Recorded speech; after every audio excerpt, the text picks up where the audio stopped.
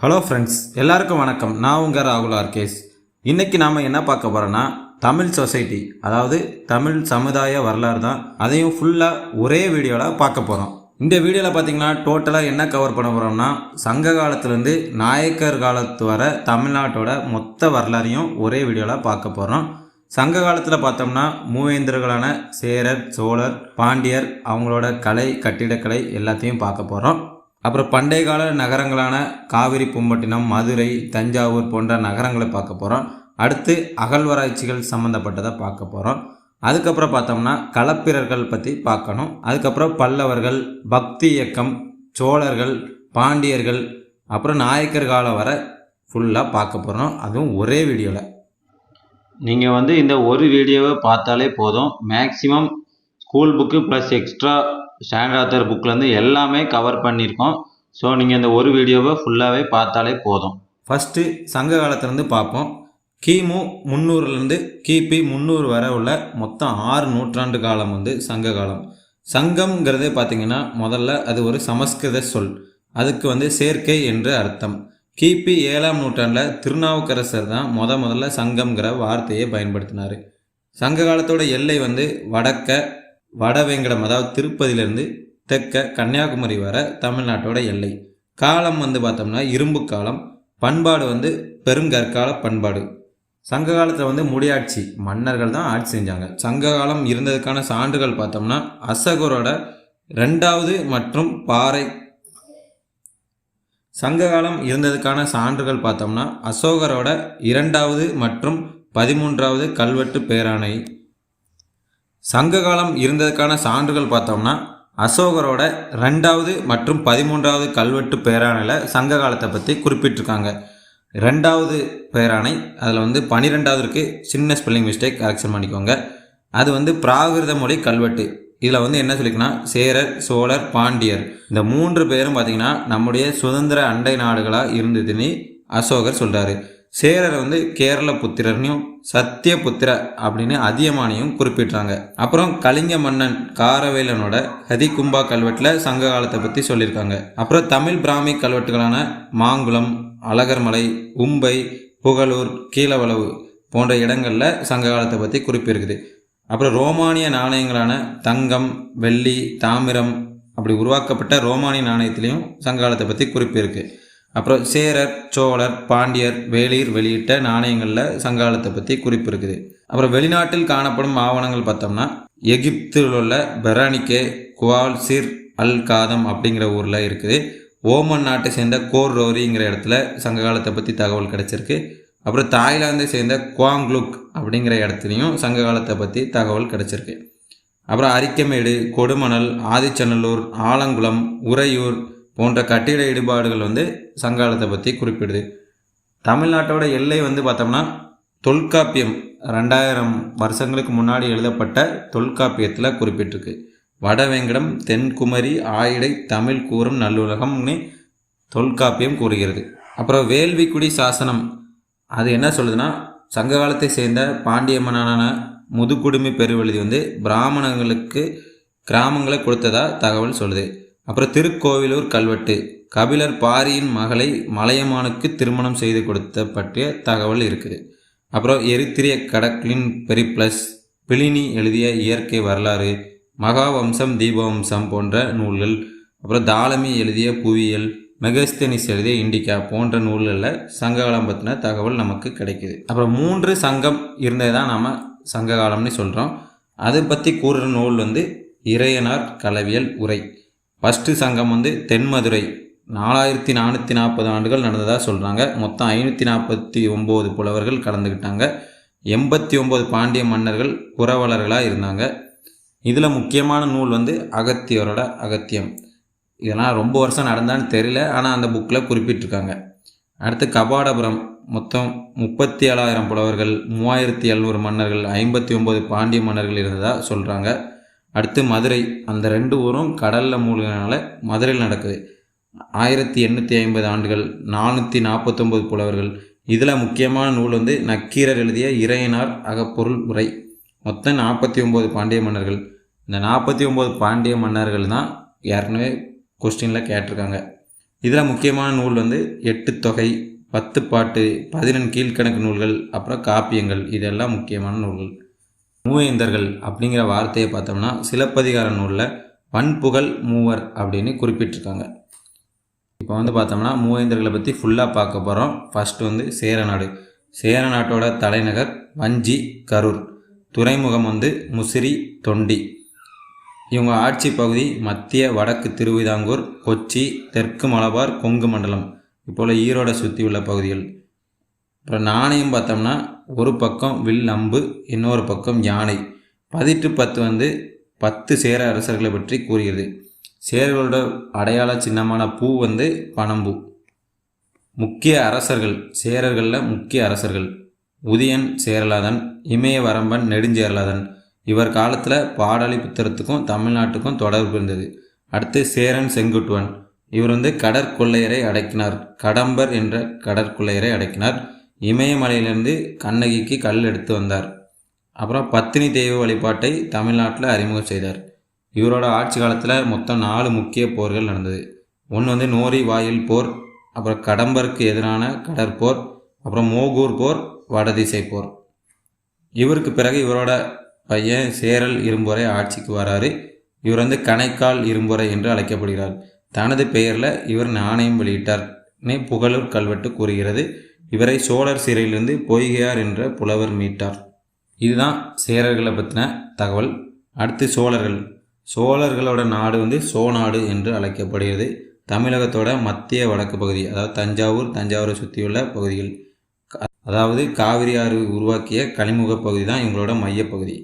முக்கியம் இவங்களோட இடம் வந்து சோழமண்டலம். சோழர்கள் ஆட்சி செய்த மண்டலம் வந்து சோழமண்டலம் என்று இன்றைக்கும் அழைக்கப்படுது. தலைநகரம் வந்து உறையூர். இந்த ஊரில் வந்து பருத்தி வணிகம் நடைபெற்றது. துறைமுகம் வந்து பூம்புகார். இவங்களோட முக்கிய அரசர்கள் வேல்பல், தடக்கை, பெருவிரல், கிள்ளி, உருவ, பல்தேர், இளஞ்சேட், சென்னி. முக்கியமான அரசர்கள் பார்த்திங்கன்னா கரிகாலன். கரிகாலன் யாருன்னா இளஞ்சேட் சென்னியின் மகன். இவருக்கு வந்து ஏலிசை வல்லாளன் அப்படிங்கிற பட்டப்பெயரும் உண்டு. இவரோட மாமன் பெயர் வந்து இரும்பிடார் தலையார். இவரோட ஆட்சி காலத்தில் முக்கியமாக 2 போர் நடந்தது. ஒன்று வந்து வெண்ணி பரந்தலை போர் தஞ்சாவூரில் நடந்தது. சேரர், பாண்டியர், அப்புறம் 11 வேளிர் படை தலைவர்கள் கொண்ட கூட்டமைப்பை அவர் வந்து தோக்கடித்தார். அடுத்து வாகை பரந்தலை. இங்கே வந்து 9 வேளிர்கள் சேர்ந்து வந்த கூட்டுப்படையை தோக்கடித்தார். அப்புறம் முக்கியமான படையெடுப்பு வடநாட்டு படையெடுப்பு. அங்கே வந்து வச்சர, மகதி, அவந்தி மன்னர்களை வந்து தோக்கடித்தார். இந்த போர் பற்றி சிலப்பதிகாரம் வந்து நமக்கு கூறுகிறது. இலங்கை மீது படையெடுத்து ஆயிரக்கணக்கானவரை சிறைப்பிடித்து வந்து காவிரிக்கு கரை கட்டினார். இதனால தான் இவர் வந்து பொன்னிக்கு கரை கண்ட பூபதி என்று அழைக்கப்படுகிறார். இவரோட காலத்தில் கட்டப்பட்டது ரொம்ப முக்கியமானது பார்த்திங்கன்னா கல்லணை.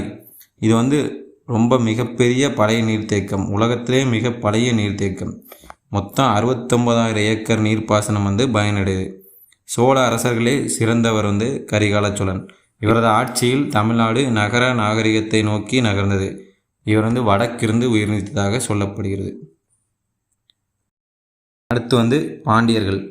பாண்டியர்கள் மெகஸ்தெனிஸ் எழுதிய இண்டிகால இவங்களை பற்றின குறிப்பு இருக்குது.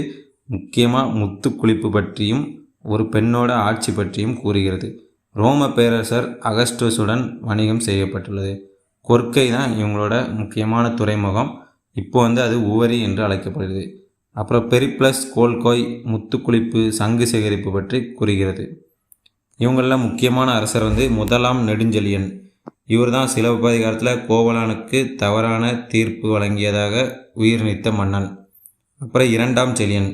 இவருக்கு வந்து முடத்திருமாறன், கொர்க்கையின் தலைவன், பரதவர்களின் தலைவனே அழைக்கப்படுறாரு. இவரோட ஆட்சி காலத்தில் நடந்த முக்கியமான போர் வந்து தலையால் அங்கனம் போர். இதில் வந்து சேரர், சோழர் மற்றும் 5 வேளிர் படையை சேர்ந்த கூட்டமைப்பை வந்து தோக்கடித்தார். 5 வேளிர் யாரெல்லாம் பார்த்தீங்கன்னா திதியன், எழினி, பொருதல், எருமை ஊரன், இருங்கோவன். இந்த போர் பற்றி மதுரை காஞ்சி கூறுகிறது. வேறு யாரெல்லாம் மறுபடியும் பார்த்தோம்னா திதியன், எழினி, பொருதல், எருமையூரன், இருங்கோவன். இப்போர் பற்றி மதுரை காஞ்சி நமக்கு கூறுகிறது. ஆரியப்படை கடந்த நெடுஞ்செழியனே 2ஆம் நெடுஞ்செழியன் அழைக்கப்படுறாரு. இது பற்றிய குறிப்பு வந்து மாங்குளம் தமிழ் பிராமி கல்வெட்டில் கூறுகிறது. சமண துறவிக்கு இவர் பரிசு கொடுத்ததாக கூறப்படுகிறது. இவருக்கு பிறகு ஆட்சிக்கு வந்தவர் பல் யாக சாலை முதுக்குடுமி பெருவெழுதி. இவர் நாணயங்கள் வெளியிட்டார், யாகம் நடத்தினார், பிராமணருக்கு நிலம் வழங்கினார்னு வேள்விக்குடி செப்பேடு கூறுகிறது. அப்புறம் அழகர்மலை கல்வெட்டு குமாரநாடன் என்ற மன்னன் பற்றி கூறுகிறது. முக்கிய பாண்டிய மன்னர் நெடியோன் நன்மாறன். சங்க காலத்தில் பார்த்தோம்னா இவங்க மட்டும் ஆட்சி செய்யலை, சில குறுநில மன்னர்களும் ஆட்சி செஞ்சாங்க. அவங்க யாரெல்லாம் பார்த்தோம்னா அந்திரன், வள்ளல்கள், ஆயர், திதியன், கிளார், நன்னன், வேளாளர் என்று அழைக்கப்படுகின்றனர். அப்புறம் பார்த்திங்கன்னா கடையெழு வள்ளல்கள் யாரெல்லாம் பார்த்தோம்னா பாரி, பரம்பமலையை ஆட்சி செய்த பாரி, இவர் முல்லைக்கு தேர் கொடுத்தவர். அடுத்து காரி, திருக்கோவிலூர் ஆட்சி செய்தவர், இரவலருக்கு குதிரை கொடுத்தவர். அடுத்து ஓரி, கொல்லிமலை ஓரி கூத்தருக்கு நாடு கொடுத்தவர். அடுத்து தொட்டிமலை நல்லி, இல்லறத்திற்கு பொருட்கள் கொடுத்தவர். அவரை பற்றி பாடிய புலவர்களுக்கு இல்லறத்திற்கு பொருட்கள் கொடுத்தாரு. அடுத்து பேகன், இவரை பற்றி நமக்கு தெரியும், பழனிமலையை ஆட்சி செய்தவர் பேகவன், மயிலுக்கு போர்வை போர்த்தியவர். அடுத்து ஆய், பொதிகை மலையை ஆட்சி செய்தவர் ஆய், ஊர் கொடுத்தார். அடுத்து அதியமான், தகடூர் குதிரை மலையை ஆட்சி செய்தவர் அதியமான், ஔவைக்கு நெல்லிக்கிள்ளி கொடுத்தவர் அதியமான். அப்புறம் மன்னர்களுக்கு கொடுத்த பட்டங்கள் பற்றி பார்ப்போம். சேரர்களுக்கு ஆதவன், குட்டுவன், வானவன், இரும்பொறை. சேரர்களுக்கு ஆதவன், குட்டுவன், வானவன், இரும்பொறை. சோழர்களுக்கு சென்னி, செம்பியன், கிள்ளி, வளவன். அப்புறம் பாண்டியர்களுக்கு பார்த்தோம்னா மாறன், வழுதி, செழுவன், தென்னவன், பஞ்சவன். இது எல்லாம் பாண்டியர்களுக்கு கொடுத்த பட்டங்கள். நம்ம ஏற்கனவே முக்கிய அரசர்கள் பற்றி பார்த்தோம், இப்போ மறுபடியும் பார்ப்போம். சேரர்களுக்கு உதயன் சேரலாதன், சேரன் செங்குட்டுவன், சேரல் இரும்பொறை, இமயவரம்பன், நெடுஞ்சேரலாதன். சோழர்கள் இளஞ்சேட் சென்னி, கரிகாலன், கோச்செங்கனான், கிள்ளிவளவன், பெருநற்கிள்ளி. பாண்டியன் நெடியோன், நன்மாறன், நெடுஞ்செழியன், முதுகுடுமி பெருவெழுதி. இதுவரைக்கும் பார்த்தோம்னா சங்க காலத்தை ஆட்சி செஞ்ச மூவேந்தர்களை பற்றி பார்த்தோம். இனி அவங்களோட நிர்வாகம், கலை மற்றும் பண்பாடு பற்றி பார்க்க போகிறோம். நாகரிகம்னா என்ன, பண்பாடுனா என்னங்கிறத ஃபஸ்ட்டு பார்ப்போம். நாகரிகம் மக்களின் புற வளர்ச்சியின் வெளிப்பாடு தான் நாகரிகம். இப்போ பார்த்தீங்கன்னா சிந்து சமவெளி நாகரிகம் எடுத்தோம்னா பில்டிங்ஸ், அவங்க இருந்த கோயில், நீர் குளம், அப்புறம் தானிய களஞ்சியம் எல்லாமே பார்த்திங்கன்னா நாகரிகத்தோட இது பண்பாடுங்கிறது பார்த்தோம்னா அக வளர்ச்சியின் உள்ளீடு தான் பண்பாடு. அக வளர்ச்சியின் பிரதிபலிப்பே புற வளர்ச்சியாகும். மனசில் தோன்றது பண்பாடு, அதோட பிரதிபலிப்பு தான் புற வளர்ச்சியாகும். ஒரு இனத்தின் பண்பாடு அதன் மொழி மற்றும் இலக்கியத்தின் மூலம் வெளிப்படும். மன்னர்களுக்கு வழங்கப்பட்ட பட்டங்கள் பார்த்தோம்னா ஏற்கனவே பார்த்தோம், இது அது போக சில பட்டங்கள். சேரருக்கு வில்லவர், அது மலைநாடு என்பதால் மலையர், பொறையர், குடவர், குட்டுவர். சோழர்களுக்கு சென்னி, மருதநிலை தலைவன், செம்பியன், வளவன், கிள்ளி. மருதநிலை தலைவன்கிறது பார்த்திங்கன்னா அங்கே தஞ்சாவூர்னாலே வயலுக்கு பெயர் போன பூமி, அதனால் மருதநிலை தலைவன். அடுத்து பாண்டியர் மீனவர், தென்னவர், செழியர், மாறன், வழுதி, பஞ்சவர். சங்க காலத்தில் மன்னர் கோன், கொற்றவன், வேந்தன், இறைவன், மன்னன் என்று அழைக்கப்பட்டான். இவங்களோட இளவரசன் கோமகன், கோ என்றால் அரசன், மகன் என்றால் இளவரசன், கோமகன். இளங்கோ, இளங்கோ, இளஞ்சேரல், இளஞ்செழியன். இதெல்லாம் இளவரசருக்கு கொடுத்த பட்டங்கள். மூத்த மகனுக்கே வாரிசுரிமை கொடுக்கப்பட்டது. முடிசூட்டு விழா ஆண்டுதோறும் கொண்டாடப்படும். அதுக்கு பேர் அரசு கட்டிலேறுதல் என்று பொருள்.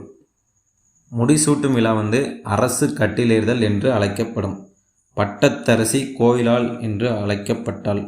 அரச சின்னங்கள் பார்த்தோம்னா அரசர் வச்சிருக்குது கொடி, குடை, முரசு, புரவி, களிறு, தேர், மாலை, முடி. இது எல்லாம் அரச சின்னங்கள். அடுத்து அரண்மனை பார்த்திங்கன்னா கொலுமண்டபம், ஆலோசனை அறை, நடன மண்டபம், அந்தப்புறம் என்று பல்வேறு பெயர்களால் அழைக்கப்படுகிறது. அமைச்சரவை பார்த்தோம்னா ஐம்பெருங்குழு, எண்பேராயம்னு 2 பேர் இருக்குது. ஐம்பெருங்குழுவில் பார்த்திங்கன்னா முக்கியமான தலைவர்கள்லாம் இருப்பாங்க. அதாவது ஒரு ஆட்சி நல்லபடியாக நடக்கிறதுக்கு தேவையான முக்கியமானவங்க.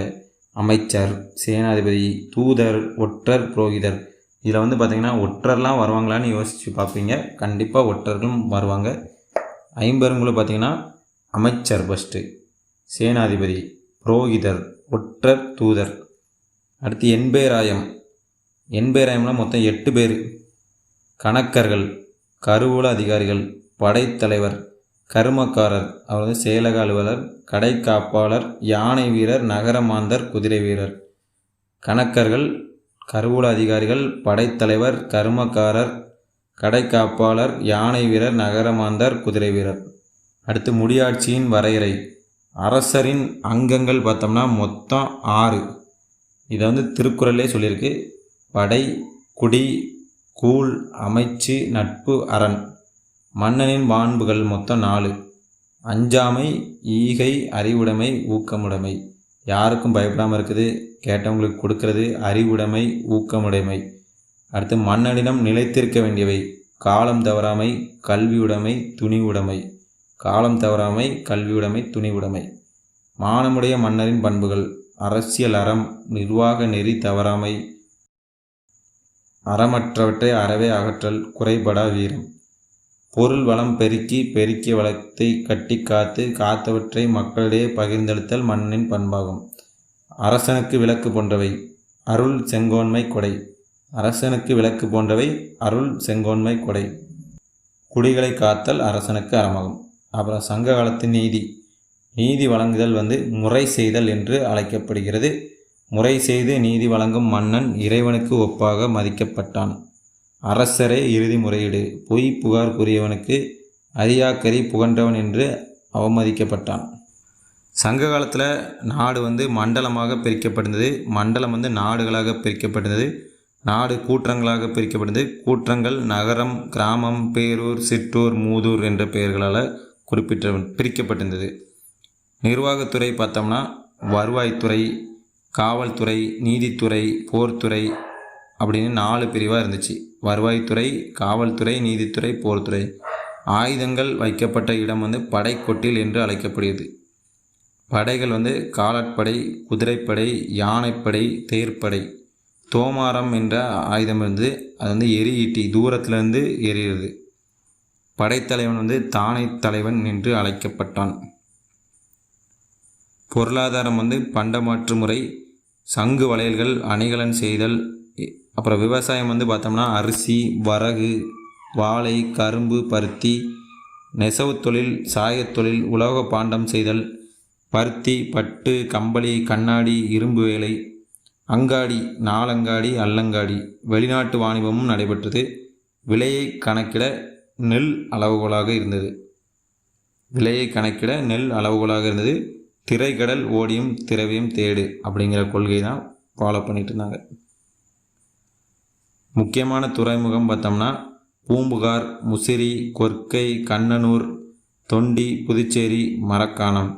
கலங்கரை விளக்கம் இருந்தது. அது வந்து கலங்கரை இலங்கு சுடர் என்று அழைக்கப்படுகிறது. கிரேக்கர், ரோமானியர், யவனர் ஆகியோர் வந்து வந்துட்டு இருந்தாங்க.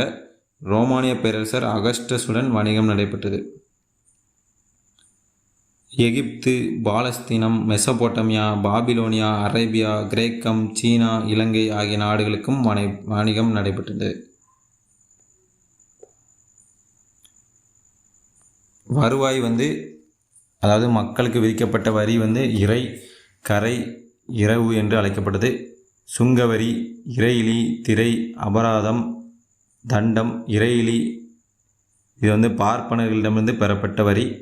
சமுதாயம் வந்து சாதி பிரிவு எதுவும் இல்லை. விருந்தோம்பல் குடும்ப அறமாக மதிக்கப்பட்டது. திருமணம் வந்து பெற்றோர் சம்மதத்தில் நடைபெற்றது. தாலி இல்லை. திருமணமாவதற்கு முன் பெண் கார் சிலம்பு அணிந்திருந்தாள்.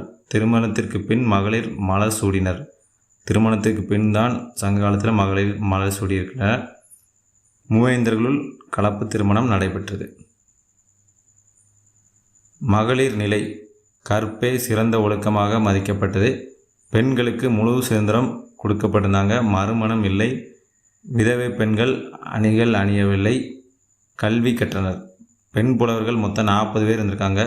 முக்கியமாக பார்த்திங்கன்னா காக்கை பாடினியார், பாரி மகளிர், வெள்ளி வீதியார், ஆதிமந்தியார், ஔவையார், காவற்பெண்டு, நல்வெளியார், மாசாத்தியார், காக்கை பாடினியாருக்கு ஆடு காட்பாட்டு சேரலாதன் 100,000 களஞ்சி கொடுத்து பாராட்டியுள்ளார். காக்கை பாடினியார் என்ற புலவருக்கு சேரலாதன்கிற மன்னர் பார்த்தோம்னா 100,000 களஞ்சி கொடுத்து பாராட்டியுள்ளார். அப்புறம் பெண் கலைஞர்கள் பற்றி பார்ப்போம். மகளிர் ஆடல் பாடல்களில் பங்கேற்றனர். விரலியார் மன்னரின் அவையிலும் இருந்தனர்.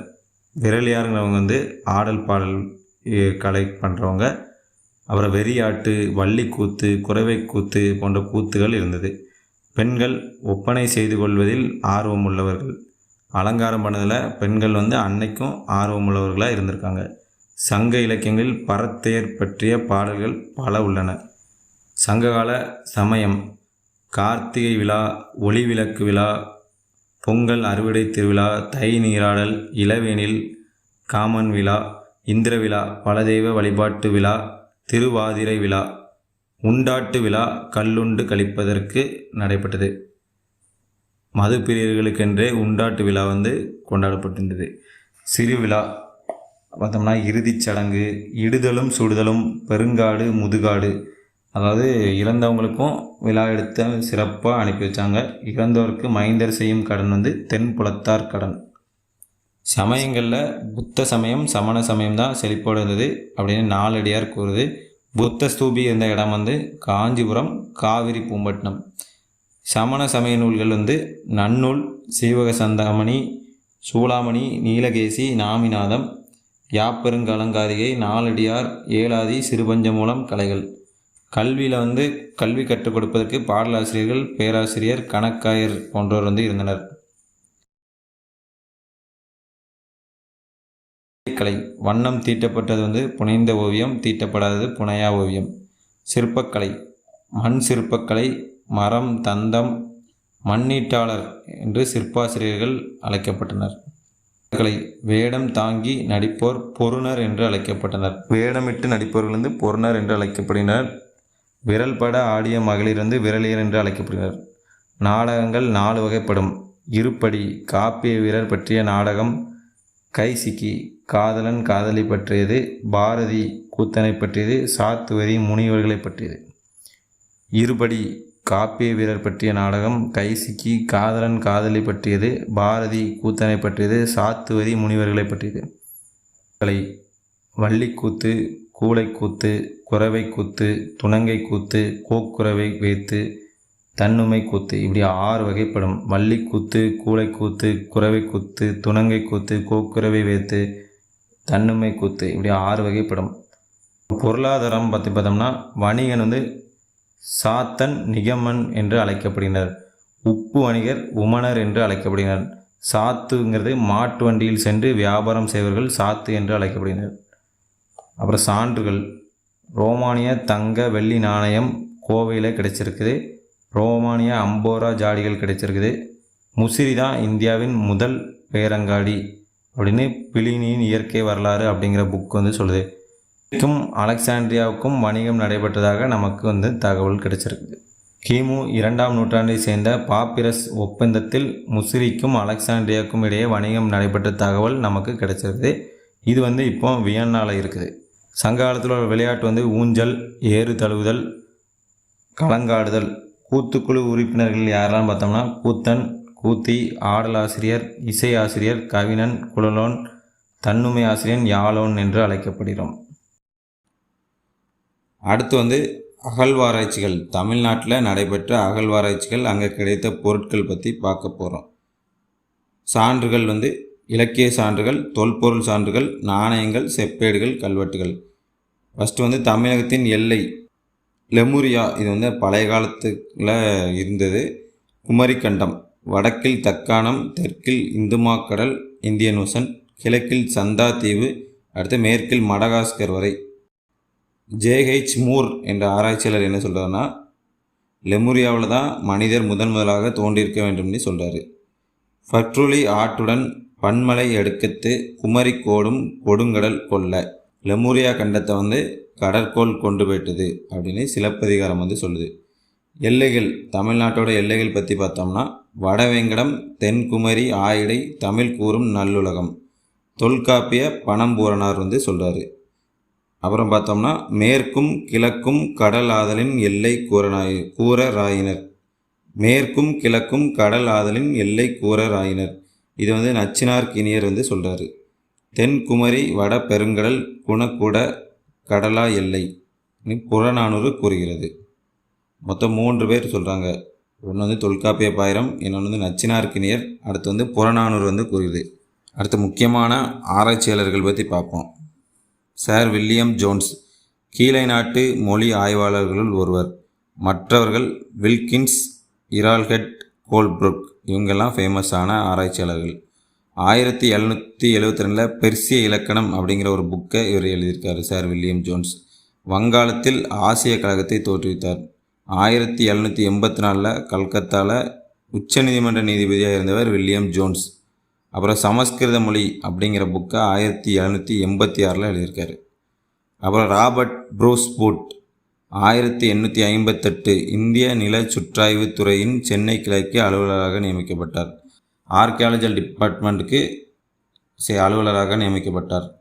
அடுத்து 1863 பல்லாவரம் அகழ்வாராய்ச்சி. அத்திரம்பாக்கம் கொசஸ்தலை ஆற்றங்கரையில் கற்கருவிகள் கண்டுபிடித்தார். கைக்கோடாரிகள் பழைய கற்காலத்தை சார்ந்ததுன்னு சொன்னார். அங்கே கண்டுபிடிக்கப்பட்ட கைக்கோடாரிகள் பழைய கற்காலத்தை சார்ந்ததுன்னு சொன்னார். ப்ரூஸ் பூட்டின் அத்திரம்பாக்க அகழாய்வு மதராஸ் பண்பாடு அல்லது மதராஸ் மரபு என்று அழைக்கப்படுகிறது. இந்தியாவின் பழைய கற்காலம் தமிழ்நாட்டில்தான் துவங்கியது என்று ராபர்ட் ப்ரூஸ் பூட் சொல்கிறார். திருநெல்வேலி மாவட்டம் தூத்துக்குடி கடற்கரையில் புதைந்திருந்த 3 அடுக்கு மனித குடியிருப்புகளை கண்டுபிடித்தார். திருநெல்வேலிக்கு வந்து 2 பேர் வந்திருக்காங்க. ஒருத்தர் வந்து ஆண்ட்ரூ ஜாகர், அவர் ஆதிச்சநல்லூரில் ஃபுல்லாக பண்ணார்.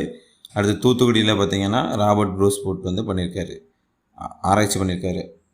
நன்கு செதுக்கப்பட்ட கருவிகள் வல்லம் மற்றும் உடையார் பாளையத்தில் கண்டுபிடிச்சிருக்காரு. 1876 தன்னுடைய நினைவு குறிப்புகளை வெளியிட்டார். தமிழ்நாட்டில் பெருங்கற்காலம், இரும்பு காலம். ஈமச்சடங்கின் போது பெரிய கற்களை பயன்படுத்தி வட்ட வடிவம் அல்லது குத்துக்கள் போன்ற கற்களை பயன்படுத்தி அவங்கள வந்து அடக்கம் பண்ணுறது தான் பெருங்கற்காலம். தாலியில் புதைக்கும் முறை மற்றொரு முறை ஆதிச்சநல்லூரில் கண்டுபிடிக்கப்பட்டது. அசோகர் பிரம்மி எழுத்து முறை போன்ற பிராமி எழுத்து முறை தமிழ்நாட்டில் இருந்துள்ளது அப்படிங்கிறது வந்து கொடுமணல் அகழ்வாய்வில் நமக்கு கண்டுபிடிக்கப்பட்டுள்ளது. வைகையில் 4 நடுக்கற்கள் கண்டுபிடிக்கப்பட்டுள்ளது. அது வந்து 2ஆம் நூற்றாண்டை சேர்ந்தது, கிமு 2ஆம் நூற்றாண்டை சேர்ந்தது. கிருஷ்ணகிரி வடைமுளைக்குண்டால கருப்பு சிவப்பு மட்கலங்கள் வந்து கண்டுபிடிக்கப்பட்டுள்ளது. அதில் வந்து மனித எலும்பு சான்றுகள், இரும்பு பொருட்களும் ஒரே இடத்துல அடக்கம் பண்ணியிருக்காங்க. திருப்பூர் மாவட்டம் சிங்காரிப்பாளையத்தில் குந்தலம் அப்படிங்கிற ஊரில் குத்துக்கள் வந்து கண்டுபிடிக்கப்பட்டுள்ளது. அப்புறம் உப்பாறு நதிக்கரையில் பண்டைய கால மனிதர்களின் வாழிடங்கள் நிறைய கண்டுபிடிச்சிருக்காங்க. பெருங்கற்கால அகழ்வாராய்ச்சி நடைபெற்ற முக்கியமான இடங்கள் பற்றி பார்ப்போம். ஃபஸ்ட்டு ஆதிச்சநல்லூர். திருநெல்வேலி மாவட்டம் தாமிரபரணி ஆற்றங்கரையில் இருக்குது. தாமிரபரணிக்கு இன்னொரு பேர் தான் பொருணை நதி. இங்கே வந்து முக்கியமான அகழ்வாராய்ச்சியாளர் வந்து ஆண்ட்ரூ ஜாகர் 1876 அகழ்வாராய்ச்சி பண்ணார். 50 வகையான மட்பாண்டங்கள், நெற்றிப்பற்றை, அயல்நாட்டு பானைகள்னு நிறைய கிடச்சிருக்கு. நன்கு பாதுகாக்கப்பட்ட நகரமாக ஆதிச்சநல்லூர் இருந்தது. இங்கே வந்து குயவர் குடியிருப்புகள் இருந்தன. முதுமக்கள் தாழிகள் வந்து கிடைத்துள்ளது. முதுமக்கள் தாழிகள்னால் இறந்தவங்கள ஒரு பானை மாதிரி, மண்பானை மாதிரி ஒரு பொருள் இருக்கும். அந்த பொருளுக்குள்ளே வந்து அவர் பயன்படுத்தின பொருட்கள் எல்லாத்தையும் சேர்த்து வச்சு அடக்கம் பண்ணுறது தான் முதுமக்கள் தாழிகள். உட்புறத்தில் தமிழ் பிரம்மி எழுத்தில் எழுதியிருப்பாங்க. ஓவியம் பெண் கையில் நெற்பயிருடன் இருப்பது போன்று ஓவியம் வந்து நமக்கு கிடைத்துள்ளது. கிமு 5ஆம் நூற்றாண்டை சேர்ந்ததுன்னு சொல்கிறாங்க. அப்புறம் அலெக்சாண்டர் ரே அப்படிங்கிறவர் வந்து 1889 1995 வரை அகழ்வாராய்ச்சி பண்ணியிருந்தார். அவர் வந்து நெல் உமிகள், இரும்பிலான ஆயுதங்கள், வெண்கல பாத்திரம், தங்க காதணிகள், செம்பு சிலை போன்றவற்றை கண்டுபிடித்துள்ளார். அப்புறம் ஏஜே ஸ்டூவர்ட், ராபர்ட் கால்டுவெல் போன்றவர்கள் ஆராய்ச்சி பண்ணி அவங்களோட தொழில் வந்து மட்பாண்டம் செய்தல் அப்படின்னு கண்டுபிடிச்சிருக்காங்க. அப்புறம் புலி, மான், யானை மற்றும் வெண்கல பெண் உருவங்கள் போன்ற பொம்மைகள் வந்து கண்டுபிடிச்சிருக்காங்க. செம்பு வளையல் தயாரிச்சிருக்காங்க. ஆதிச்சநல்லூர் தான் பழங்கால நாகரிகத்தின் தொட்டில்னு சத்தியமூர்த்தி என்ற ஆராய்ச்சியாளர் சொல்கிறாரு. அடுத்து அரிக்கமேடு. இது வந்து பாண்டிச்சேரியில் இருக்குது. பாண்டிச்சேரினா இப்போ புதுச்சேரியில் இருக்குது. 1940 மார்டிமர் வீலர் வந்து அங்கே அகழ்வாராய்ச்சி பண்ணார். துவக்கத்தில் வந்து அரிக்கமேடு மீன்பிடி கிராமமாக தான் இருந்துள்ளது. சோழர் காலத்தில் தான் துறைமுக நகரமாயிற்று. மைய துளையுடைய உருள் மண்கள் வந்து நமக்கு கிடச்சிருக்கு. அப்புறம் ஹண்டிங்டன் அப்படிங்கிற ஆராய்ச்சியாளர் வந்து அங்கே ஆராய்ச்சி பண்ணார். ஈம சின்னங்கள், சரக்கு கிடங்கு, உரை கிணறு போன்ற பொருட்கள் வந்து கண்டுபிடிச்சிருக்காங்க. ரோமிலிருந்து ஒயினும் அம்போரா ஜாடிகளும் இறக்குமதி செய்யப்பட்டுள்ளது. அரிக்குமேடுக்கு ரோமுக்கும் வணிகம் வந்து நடந்துள்ளது. அடுத்து பையம்பள்ளி, இது எங்கே இருக்குன்னா வேலூர் மாவட்டத்தில் இருக்குது. திருப்பத்தூர் தாலுகாவில் இருக்குது. பெருங்கற்காலத்து கருப்பு சிவப்பு மட்பாண்டம் வந்து நமக்கு கிடைச்சுள்ளது. ஈமத்தாளிகள் வந்து கண்டுபிடிக்கப்பட்டுள்ளது. இரும்பு உருக்கப்பட்டதுக்கான சான்றுகள் வந்து பையம்பள்ளியில் இருக்குது. இரும்பு உருக்கப்பட்டதுக்கான சான்றுகள் வந்து பையம்பள்ளியில் கிடைச்சிருக்கு. அது வந்து கிமு 1000 வருடத்தை சேர்ந்ததுன்னு ஆராய்ச்சியில் சொல்கிறாங்க. அடுத்து கொடுமணல், ஈரோடு மாவட்டம் நொய்யல் ஆற்றின் வடகரையில் அமைந்துள்ளது. காவிரி ஆற்றின் கிளையாறு தான் நொய்யல். கொடுமணல் பற்றி பதிட்டு 10 இருக்குது. பதிட்டு 10 வந்து சேர அரசுக்கு சொந்தமான கொடுமணம் அப்படின்னு அழைக்கப்படுகிறது. பதிட்டு 10 கொடுமணம் அப்படின்னு இருக்குது. கொடுமணலில் வந்து ரோமானிய நாணயங்கள் வந்து கண்டுபிடிக்கப்பட்டுள்ளது. ரோமானிய நாணயங்கள் பார்த்திங்கன்னா தமிழ்நாட்டில் நிறைய இடத்துல கண்டுபிடிக்கப்பட்டுள்ளது. தமிழ் பிராமி எழுத்து பொறிக்கப்பட்ட மட்பாண்டங்கள், நூல் சுற்றி வைக்கப்படும் சுழல் அச்சுகள், சுருள்கள், ஆயுதங்கள், அணிகலன்கள், மணிகள் போன்ற பொருட்கள் வந்து கிடைத்துள்ளது. புதைக்குழி, குதிரைக்கு பயன்படும் இரும்பு வளையம், பெருங்கற்கால கல்லறை, செம்மணிக்கற்கள் எல்லாமே கிடைத்திருக்குது. தாமிரபரணியை சுற்றி கிடைத்துள்ள நாகரிகம் வந்து பொருணை நாகரிகம் என்று அழைக்கப்படுது. அதில் வந்து சிவகலை, கொற்கை, ஆதிச்சநல்லூர் 3 இடமும் அங்கே இருந்துள்ளது. இது வந்து முன்னாடியே கொடுத்துருக்கணும். பொது ஆண்டு முன் 1155 to 3200 வருடம் பழமையானது. அடுத்து வந்து இப்போ ரீசெண்டாக ஃபேமஸான கீழடி பற்றி பார்க்க போகிறோம். கீழடி வந்து சிவகங்கை மாவட்டம் திருப்பத்தூர் தாலுகா சிலைமான் என்ற ஊருக்கு பக்கத்தில் பள்ளிச்சந்தை என்ற திடலில் உள்ளது.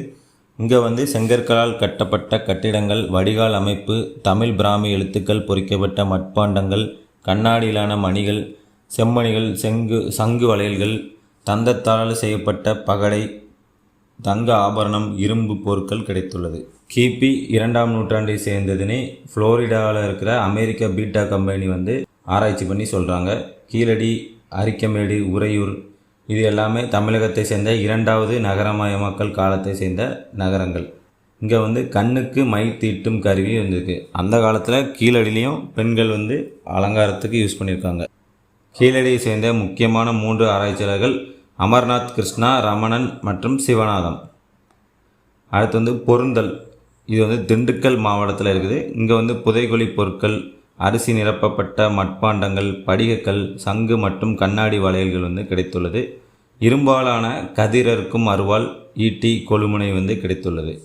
இப்போ பார்த்திங்கன்னா இரும்பாலான கதிரறுக்கும் அருவாள்னா அப்போ நெல் வந்து அங்கே உற்பத்தி பண்ணுறதுக்கான இடமும் இருந்திருக்கு. அப்புறம் கேரளா எர்ணாகுளத்தை சேர்ந்த பட்டணம், இது வந்து ஸ்கூல் புக்கில் இருக்குது. மேலை நாடுகளோடும் கீழே நாடுகளோடும் வணிக தொடர்பு கொண்டிருந்த பழங்கால துறைமுகம் இந்த பட்டணம். இங்கே வந்து பானை ஓடுகள் கண்டுபிடிக்கப்பட்டுள்ளது. அப்புறம் பார்த்தோம்னா எகிப்து அரசர் 2ஆம் ராம்சஸோட கல்லறை திறக்கும்போது வந்து மலபார் கருமிளகு வந்து கண்டுபிடிக்கப்பட்டது. மலபார் கருமிளகு வந்து இந்தியாவில் உள்ளது. இந்தியாவிலேருந்து எகிப்து வர அந்த காலமே கொண்டு போயிருக்காங்க. அப்புறம் மஸ்லின் பட்டு எடைக்கு எடை தங்கம் கொடுத்து பெற தகுதியானதுன்னு கூறப்படுது. ஹிப்பாலஸ் அரபிக் கடலில் வீசும் பருவக்காற்றின் காலமுறையை கண்டறிந்தவர். அப்புறம் பழைய கால சின்னங்கள் பற்றி பார்த்தோம்னா நினைவு கற்கள், மென்ஹிர் என்று அழைக்கப்படும். ஒரே கல்லிலான இத்தூண்கள் நினைவாக செங்குத்தாக நடப்படும். திருப்பூர் மாவட்டம் சிங்கிரிப்பாளையம், தேனி மாவட்டம் வெம்பூர், அப்புறம் மதுரை நரசிங்கம்பட்டி, ஈரோடு குமரிக்கல், உப்பாற்றின் இருகரையிலும் இந்த நினைவு கற்கள் வந்து இருக்குது. அடுத்து வந்து நடுக்கல் தான் ரொம்ப முக்கியமானது. நடுகள் ஆணிரை கவரும்போது இறந்தவர்களையும் போரில் இறந்து போன வீரர்களின் நினைவையும் போற்றும் வகையில் நடப்படுவது நடுகள் ஆகும். அதாவது ஒரு வீரன் வந்து போரில் அடிபட்டு இருந்தாலோ இல்லை ஆணிரை கவரும்போது இறந்தாலோ அவருக்கோட நினைவாக வைக்க தான் நடுகள் நடப்படும் முறை பற்றி தொல்காப்பியம் வந்து கூறுகிறது. இதை வந்து மானூர், திண்டுக்கல் மாவட்டத்தை சேர்ந்த மானூரில் இருக்குது. அப்புறம் வெள்ளாளன் கோட்டை, திருவள்ளூர் மாவட்டம், பொற்பனை கோட்டை, புதுக்கோட்டை மாவட்டத்தில் கண்டுபிடிக்கப்பட்டுள்ளது. முக்கியமான ஒன்றுனா புலிமான் கோம்பை நடுகள். இது தேனி மாவட்டம் வைகை ஆற்று பள்ளத்தாக்கில் இருக்குது. தமிழ் பிராமி கல்வெட்டு, இது வந்து 2006 கண்டுபிடிக்கப்பட்டுள்ளது. இதில் என்ன எழுதியிருக்குன்னா கூடல் ஊர் ஆகோல் வெடுத்தியன் அந்தவன் கல். அதாவது கூடலூரில் ஆணிரை கவர்ந்த போது நடந்த பூசலில் கொல்லப்பட்ட தீயன் அந்தவனின் கல் அப்படின்னு எழுதப்பட்டிருக்கு. அடுத்து கற்திட்டைகள். இது காஞ்சிபுரம் மாவட்டம் வீரராகவபுரம், திண்டுக்கல் மாவட்டம் கும்மாளமருதுப்பட்டி, மதுரை மாவட்டம் நரசிங்கம்பட்டி, இந்த 3 இடத்துலையும் கண்டுபிடிக்கப்பட்டிருக்குது. இப்போ தீபகற்க இந்தியாவிலிருந்து எஃகு ரோம் நாட்டிற்கு ஏற்றுமதி செய்யப்பட்டுள்ளது. அந்த கொண்டு போகும்போது பார்த்திங்கன்னா அலெக்சாண்ட்ரியா துறைமுகத்தில் வரி விதிக்கப்பட்டதுன்னு பெரிப்ளஸ் சொல்கிறாரு. அப்புறம் இந்திய தொல்லியல் துறை சட்டங்கள். இந்திய புதையல் சட்டம் 1878, இந்தியன் ட்ரெஷரிஸ் ஆக்ட் 1878, அப்புறம் பழங்கால பொருட்கள் மற்றும் கலை கருவூல சட்டம் 1972, பழமை வாய்ந்த நினைவு சின்னங்கள் எஞ்சிய பொருட்கள் சட்டம் 1958. இப்போ தமிழ்நாட்டில் அகழ்வாய்வுகள் இது லேட்டஸ்டானது. இதுவரை பார்த்தது நம்ம இதுவரை பார்த்த கீழடி, ஆதிச்சநல்லூர்லாம் காலங்காலமாக நடைபெற்று வருது. இப்போ ரீசெண்டாக நடந்தது பார்ப்போம். அன்பில் செப்பேடுகள். சுந்தர சோழன் தன் அமைச்சர் அனிருத்த பிரம்மராயருக்கு நிலதானம் அளித்ததை பற்றி கூறுகிறது. அன்பில் செப்பேடுகள் சுந்தர சோழன் காலத்தில் உள்ளது. கன்னியாகுமரி பெரிய குளத்தில் கிபி 1012ஆம் வருடம் ராஜராஜ சோழன் குளத்தை பராமரிக்க நிலம் வழங்கினார். பார்த்துக்கோங்க, ராஜராஜ சோழனோட கல்வெட்டு கன்னியாகுமரியிலையும் கண்டுபிடிக்கப்பட்டிருக்கு. அடுத்து கொர்க்கை தூத்துக்குடி. இது துறைமுகம். ஜாடிகள், மோதிரங்கள் கண்டுபிடிக்கப்பட்டுள்ளது. தமிழ் பிராமி எழுத்துக்கள் கொண்ட பானைகள், 9 செங்கற்கள் கொண்ட அமைப்பு இருக்குது. அடுத்து தஞ்சாவூர் மாவட்டம் பழையாறையில் கூரை ஓடுகள், போர்சிலின் பீங்கான் ஓடுகள், கண்ணாடி வளையல்கள், சங்கு வளையல்கள், சுடுமண்ணால் செய்யப்பட்ட விளக்குகள், செப்பு ஆணி கிடைத்துள்ளது. அடுத்து குறும்பன்மேடு. இதுவும் தஞ்சாவூர் மாவட்டம் தான். சோழர்கால பானை ஓடு, சுடுமண் பொம்மைகள், ரோம் மற்றும் சீன நாட்டு மட்பாண்டங்கள் கிடைத்துள்ளது. அடுத்து திருநெல்வேலி மாவட்டம் சேரன் மாதேவி கல்வெட்டு பாண்டியரின் நிலவரி ஆட்சி முறை பற்றி கூறுகிறது. அடுத்து காஞ்சிபுரம் வாசுவ சமுத்திரம் கூம்பு ஜாடிகள், அம்போரா ஜாடிகள் கிடைத்துள்ளது. இங்கே ரோம பேரரசுடன் வர்த்தக தொடர்பு. தமிழ்நாட்டில் சங்க காலத்திலேயே பார்த்திங்கன்னா ரோம பேரரசு கூட தான் நிறைய வர்த்தகம் நடந்திருக்கு. சிவப்பு கருப்பு பாத்திரங்கள். அப்புறம் பல்லவ மேடு காஞ்சிபுரம் பல்லவர்களின் நினைவு சின்னம் கிடைத்துள்ளது. ஆனைமலை கோவை மாவட்டத்தை சேர்ந்த ஆனைமலை. இங்கே கற்திட்டைகள், அதாவது டாலமெண்ட்ஸ் என்று அழைக்கப்படுது. இரும்பு கத்தி, கருப்பு சிவப்பு மட்பாண்டம் பெருங்கற்காலத்தை சேர்ந்தது. அடுத்து போலுவம்பட்டி கோவை மாவட்டம். இதுவும் கல்மணிகள், டெரகோட்டா, செல் வளையல்கள், வில் மற்றும் அமர்ந்திருக்கும் புலியுடன் கூடிய அரச சின்னத்துடன் கூடிய டெரகோட்டா முத்திரை கண்டுபிடிக்கப்பட்டுள்ளது. இந்த டெரகோட்டா முத்திரை 7ஆம் நூற்றாண்டை சேர்ந்தது. அடுத்து கரூர் ரோமன் அம்போரா ஜாடிகள் கண்டுபிடிக்கப்பட்டுள்ளது. மத்திய தரைக்கடல் வம்சாவளியை சேர்ந்த ரவுலட் பாத்திரங்கள் கண்டுபிடிக்கப்பட்டுள்ளது. அடுத்து தருமபுரி பனை குளத்தில் டெரகோட்டா சிலைகள் கண்டுபிடிக்கப்பட்டுள்ளது. அடுத்து மதுரை கோவலன் பொட்டல் சதுர செப்பு நாணயம் மீன் சின்னத்துடன் கிடைத்துள்ளது. அடுத்து ராமநாதபுரத்தை சேர்ந்த தொண்டி சங்ககால துறைமுகம் தான் இந்த தொண்டி. அடுத்து கங்கை கொண்ட சோழபுரம். இது அரியலூர் மாவட்டத்தில் இருக்குது. சோழர்களின் 2வது தலைநகரம் தான் கங்கை கொண்ட சோழபுரம். இங்கே எரித்த செங்கற்களால் கட்டப்பட்ட அரண்மனை. கட்டப்பட்ட அரண்மனை, கிரானைட் கல் தூண்கள், குவாட்ஸ் மணி, செல் வளையல்கள், செலடான் பாத்திரம் இதெல்லாம் கிடைத்துள்ளது. 12ஆம் நூற்றாண்டில் சீனாவுடன் வணிகம் நடைபெற்றுள்ளது. பார்த்துக்கோங்க, கங்கை கொண்ட சோழபுரத்தில் மட்டும்தான் சீனாவுடன் வணிகம் நடைபெற்றதுக்கான சான்று கிடைத்திருக்குது. அது யாரோட காலத்தில் இருக்கும்? ராஜேந்திர சோழர் காலத்தில் இருக்கும். வெம்பக்கோட்டை விருதுநகர் மாவட்டம். இரும்பு காலத்தை சேர்ந்த தொல்லியல் மேடு. மொத்தம் 25 ஏக்கர் அளவில் இருக்குது இந்த வெம்பக்கோட்டை. தங்க அணிகலன்கள், திமிழுடன் கூடிய காளை உருவம், பகடக்காய் 3600 பொருட்கள் கிடைத்துள்ளது. அடுத்து திருநெல்வேலி மாவட்டம் நம்பி ஆற்றில் இருக்க துலுக்கர்பட்டி. இதெல்லாம் எதுக்காக கொடுத்துருக்கோம்னா மாவட்டத்தையும் அகழ்வாராய்ச்சி நடந்த இடத்தையும் மேட்ச் பண்ண சொல்லுவாங்க, பொறுத்து சொல்லுவாங்க. துலுக்கர்பட்டியில் பழந்தமிழர் குறியீடுகள், கருப்பு சிவப்பு பானைகள், காய்கள், செஸ் விளையாடும் சுடுமண்ணாலான காய்கள், பழங்கால கூரை வீடுகள், தமிழ் எழுத்து, புலி, தீய, திசை ஆகிய பெயர்களை கொண்ட பானையோடு கிடைத்துள்ளது. இங்கேயும் இரும்பு உருக்கு மாலை கிடைத்துள்ளது. ஃபஸ்ட்டு பார்த்திங்கன்னா அரிக்கமேடில் பார்த்தோம், இது 2வது. அடுத்து புதுக்கோட்டை மாவட்டம் பொற்பனைக்கோட்டை அரண்மனை திடல் ரவுலட் பானையோடு 26 மில்லிகிராம் எடை கொண்ட தங்க மூக்குத்தி அல்லது தோடு போன்ற சின்னம். நெசவு தொழிலுக்கு பயன்படுத்தப்பட்ட எலும்பு முனை கருவி. கொத்தளம் எனப்படும் கோட்டை கட்டுமான அமைப்பு தமிழ்நாட்டில் இங்கு மட்டும்தான் கண்டுபிடிக்கப்பட்டுள்ளது. இங்கே நீர்நிலை குளம், இரும்பு உருக்காலையும் இருந்துள்ளது. கொத்தளம் எனப்படும் கோட்டை கட்டுமான அமைப்பு தமிழ்நாட்டில் பொற்பனைக்கோட்டையில் மட்டும்தான் கண்டுபிடிக்கப்பட்டுள்ளது. அடுத்து கிருஷ்ணகிரி மாவட்டம் மயிலாடும்பாறை பெருங்கற்கால ஈம சின்னங்கள், கரிம பொருட்கள், இரும்பு வாள், 4000 ஆண்டுக்கு முற்பட்ட பாறை ஓவியம், குரூஸ் என அழைக்கப்படும் கற்கருவிகளை பட்டை தீட்டும் பள்ளம் கண்டுபிடிக்கப்பட்டுள்ளது. அடுத்து செங்கல்பட்டு 5000 ஆண்டு பழமையான எலும்புக்கூடு அப்புறம் நடுக்கல் கிடைத்துள்ளது. அடுத்து கள்ளக்குறிச்சியில் விஜயநகரத்தில் சிவன் கோயிலுக்கு தானம் அளிக்கப்பட்ட நிலங்கள் பற்றிய குறிப்புகள் கிடைத்துள்ளது. அடுத்து மதுரை உசிலம்பட்டி பாறை ஓவியம் கண்டுபிடித்துள்ளது. புலிமலை கற்கால மனிதர்கள் வரைந்த சிவப்பு பாறை ஓவியம் கண்டுபிடிக்கப்பட்டது. அடுத்து கீழ் நமண்டி திருவண்ணாமலை ஈமப்பேலை ஈமை தொட்டி சிவம்பு மோதிரம் ஆகிய பொருட்கள் கண்டுபிடிக்கப்பட்டது. அடுத்து தருமபுரி மாவட்டத்தை சேர்ந்த பூதிநத்தம் இங்கே டோலராய்ட் கற்கருவிகள் கண்டுபிடிக்கப்பட்டுள்ளது. விலங்குகளின் எலும்புகள் இரும்புவால் போன்ற பொருட்கள் கண்டுபிடிக்கப்பட்டது. தூத்துக்குடி மாவட்டத்தை சேர்ந்த சிவகலையும் ஆதிச்சநல்லூரும் பார்த்திங்கன்னா பக்கத்தில் தான் இருக்குது. அதனாலேயும் 31 முதுமக்கள் தாளிகள் கண்டுபிடிக்கப்பட்டது. அங்கே நெல்மணி அரிசி சாம்பல் போன்ற பொருட்கள் கண்டுபிடிக்கப்பட்டுள்ளது. இது 3175 ஆண்டு பழமையானது. நூல் நூற்க பயன்படும் தக்களி தங்க அணிகலன் போன்றவை கண்டுபிடிக்கப்பட்டது. தூத்துக்குடி மாவட்டத்தில் மொத்தம் 3 இருக்குது பார்த்துக்கோங்க. ஆதிச்சநல்லூர் சிவகலை கொர்க்கை பாண்டியர்களோட துறைமுகம். கிளியோபாட்ராவின் கிரீடத்தில் கொர்க்கையிலிருந்து ஏற்றுமதி செய்யப்பட்ட முத்துக்கள் இருந்ததாக அறியப்படுகிறது. அடுத்து திருவள்ளூர் மாவட்டம் பட்டறை பெரும்புதூர். அடுத்து வடக்குப்பட்டு காஞ்சிபுரம் மாவட்டம் 9 அடி உயரமுள்ள சிவலிங்கம் கண்டுபிடிக்கப்பட்டுள்ளது. ரோமானியா அம்போரா மற்றும் ரவுலட் ஓடுகள் கண்டுபிடிக்கப்பட்டது. சோழர்கால நாணயம் அங்கே இருந்துள்ளது. கீழடி அருங்காட்சியகம் மதுரையில் இப்போ புதுசாக ஸ்டார்ட் பண்ணியிருக்காங்க. அங்கே பார்த்திங்கன்னா கீழடியை பற்றி தெரிஞ்சுக்கிறதுக்காகவே கீழடி ஆக்மெண்டட் ரியாலிட்டி ஆப், அதாவது கீழடி மெய்யாக்க செயலின்னு 2023 லான்ச் பண்ணியிருக்காங்க. தூத்துக்குடியில் ஆதிச்சநல்லூர் அருங்காட்சியகம் ஓப்பன் பண்ணியிருக்காங்க. 2023 நிர்மலா சீதாராமன் அவர்கள் அடிக்கல் நாட்டினர். ஆதிச்சநல்லூர் தான் இந்தியாவிலேயே first onsite archaeological museum in the country.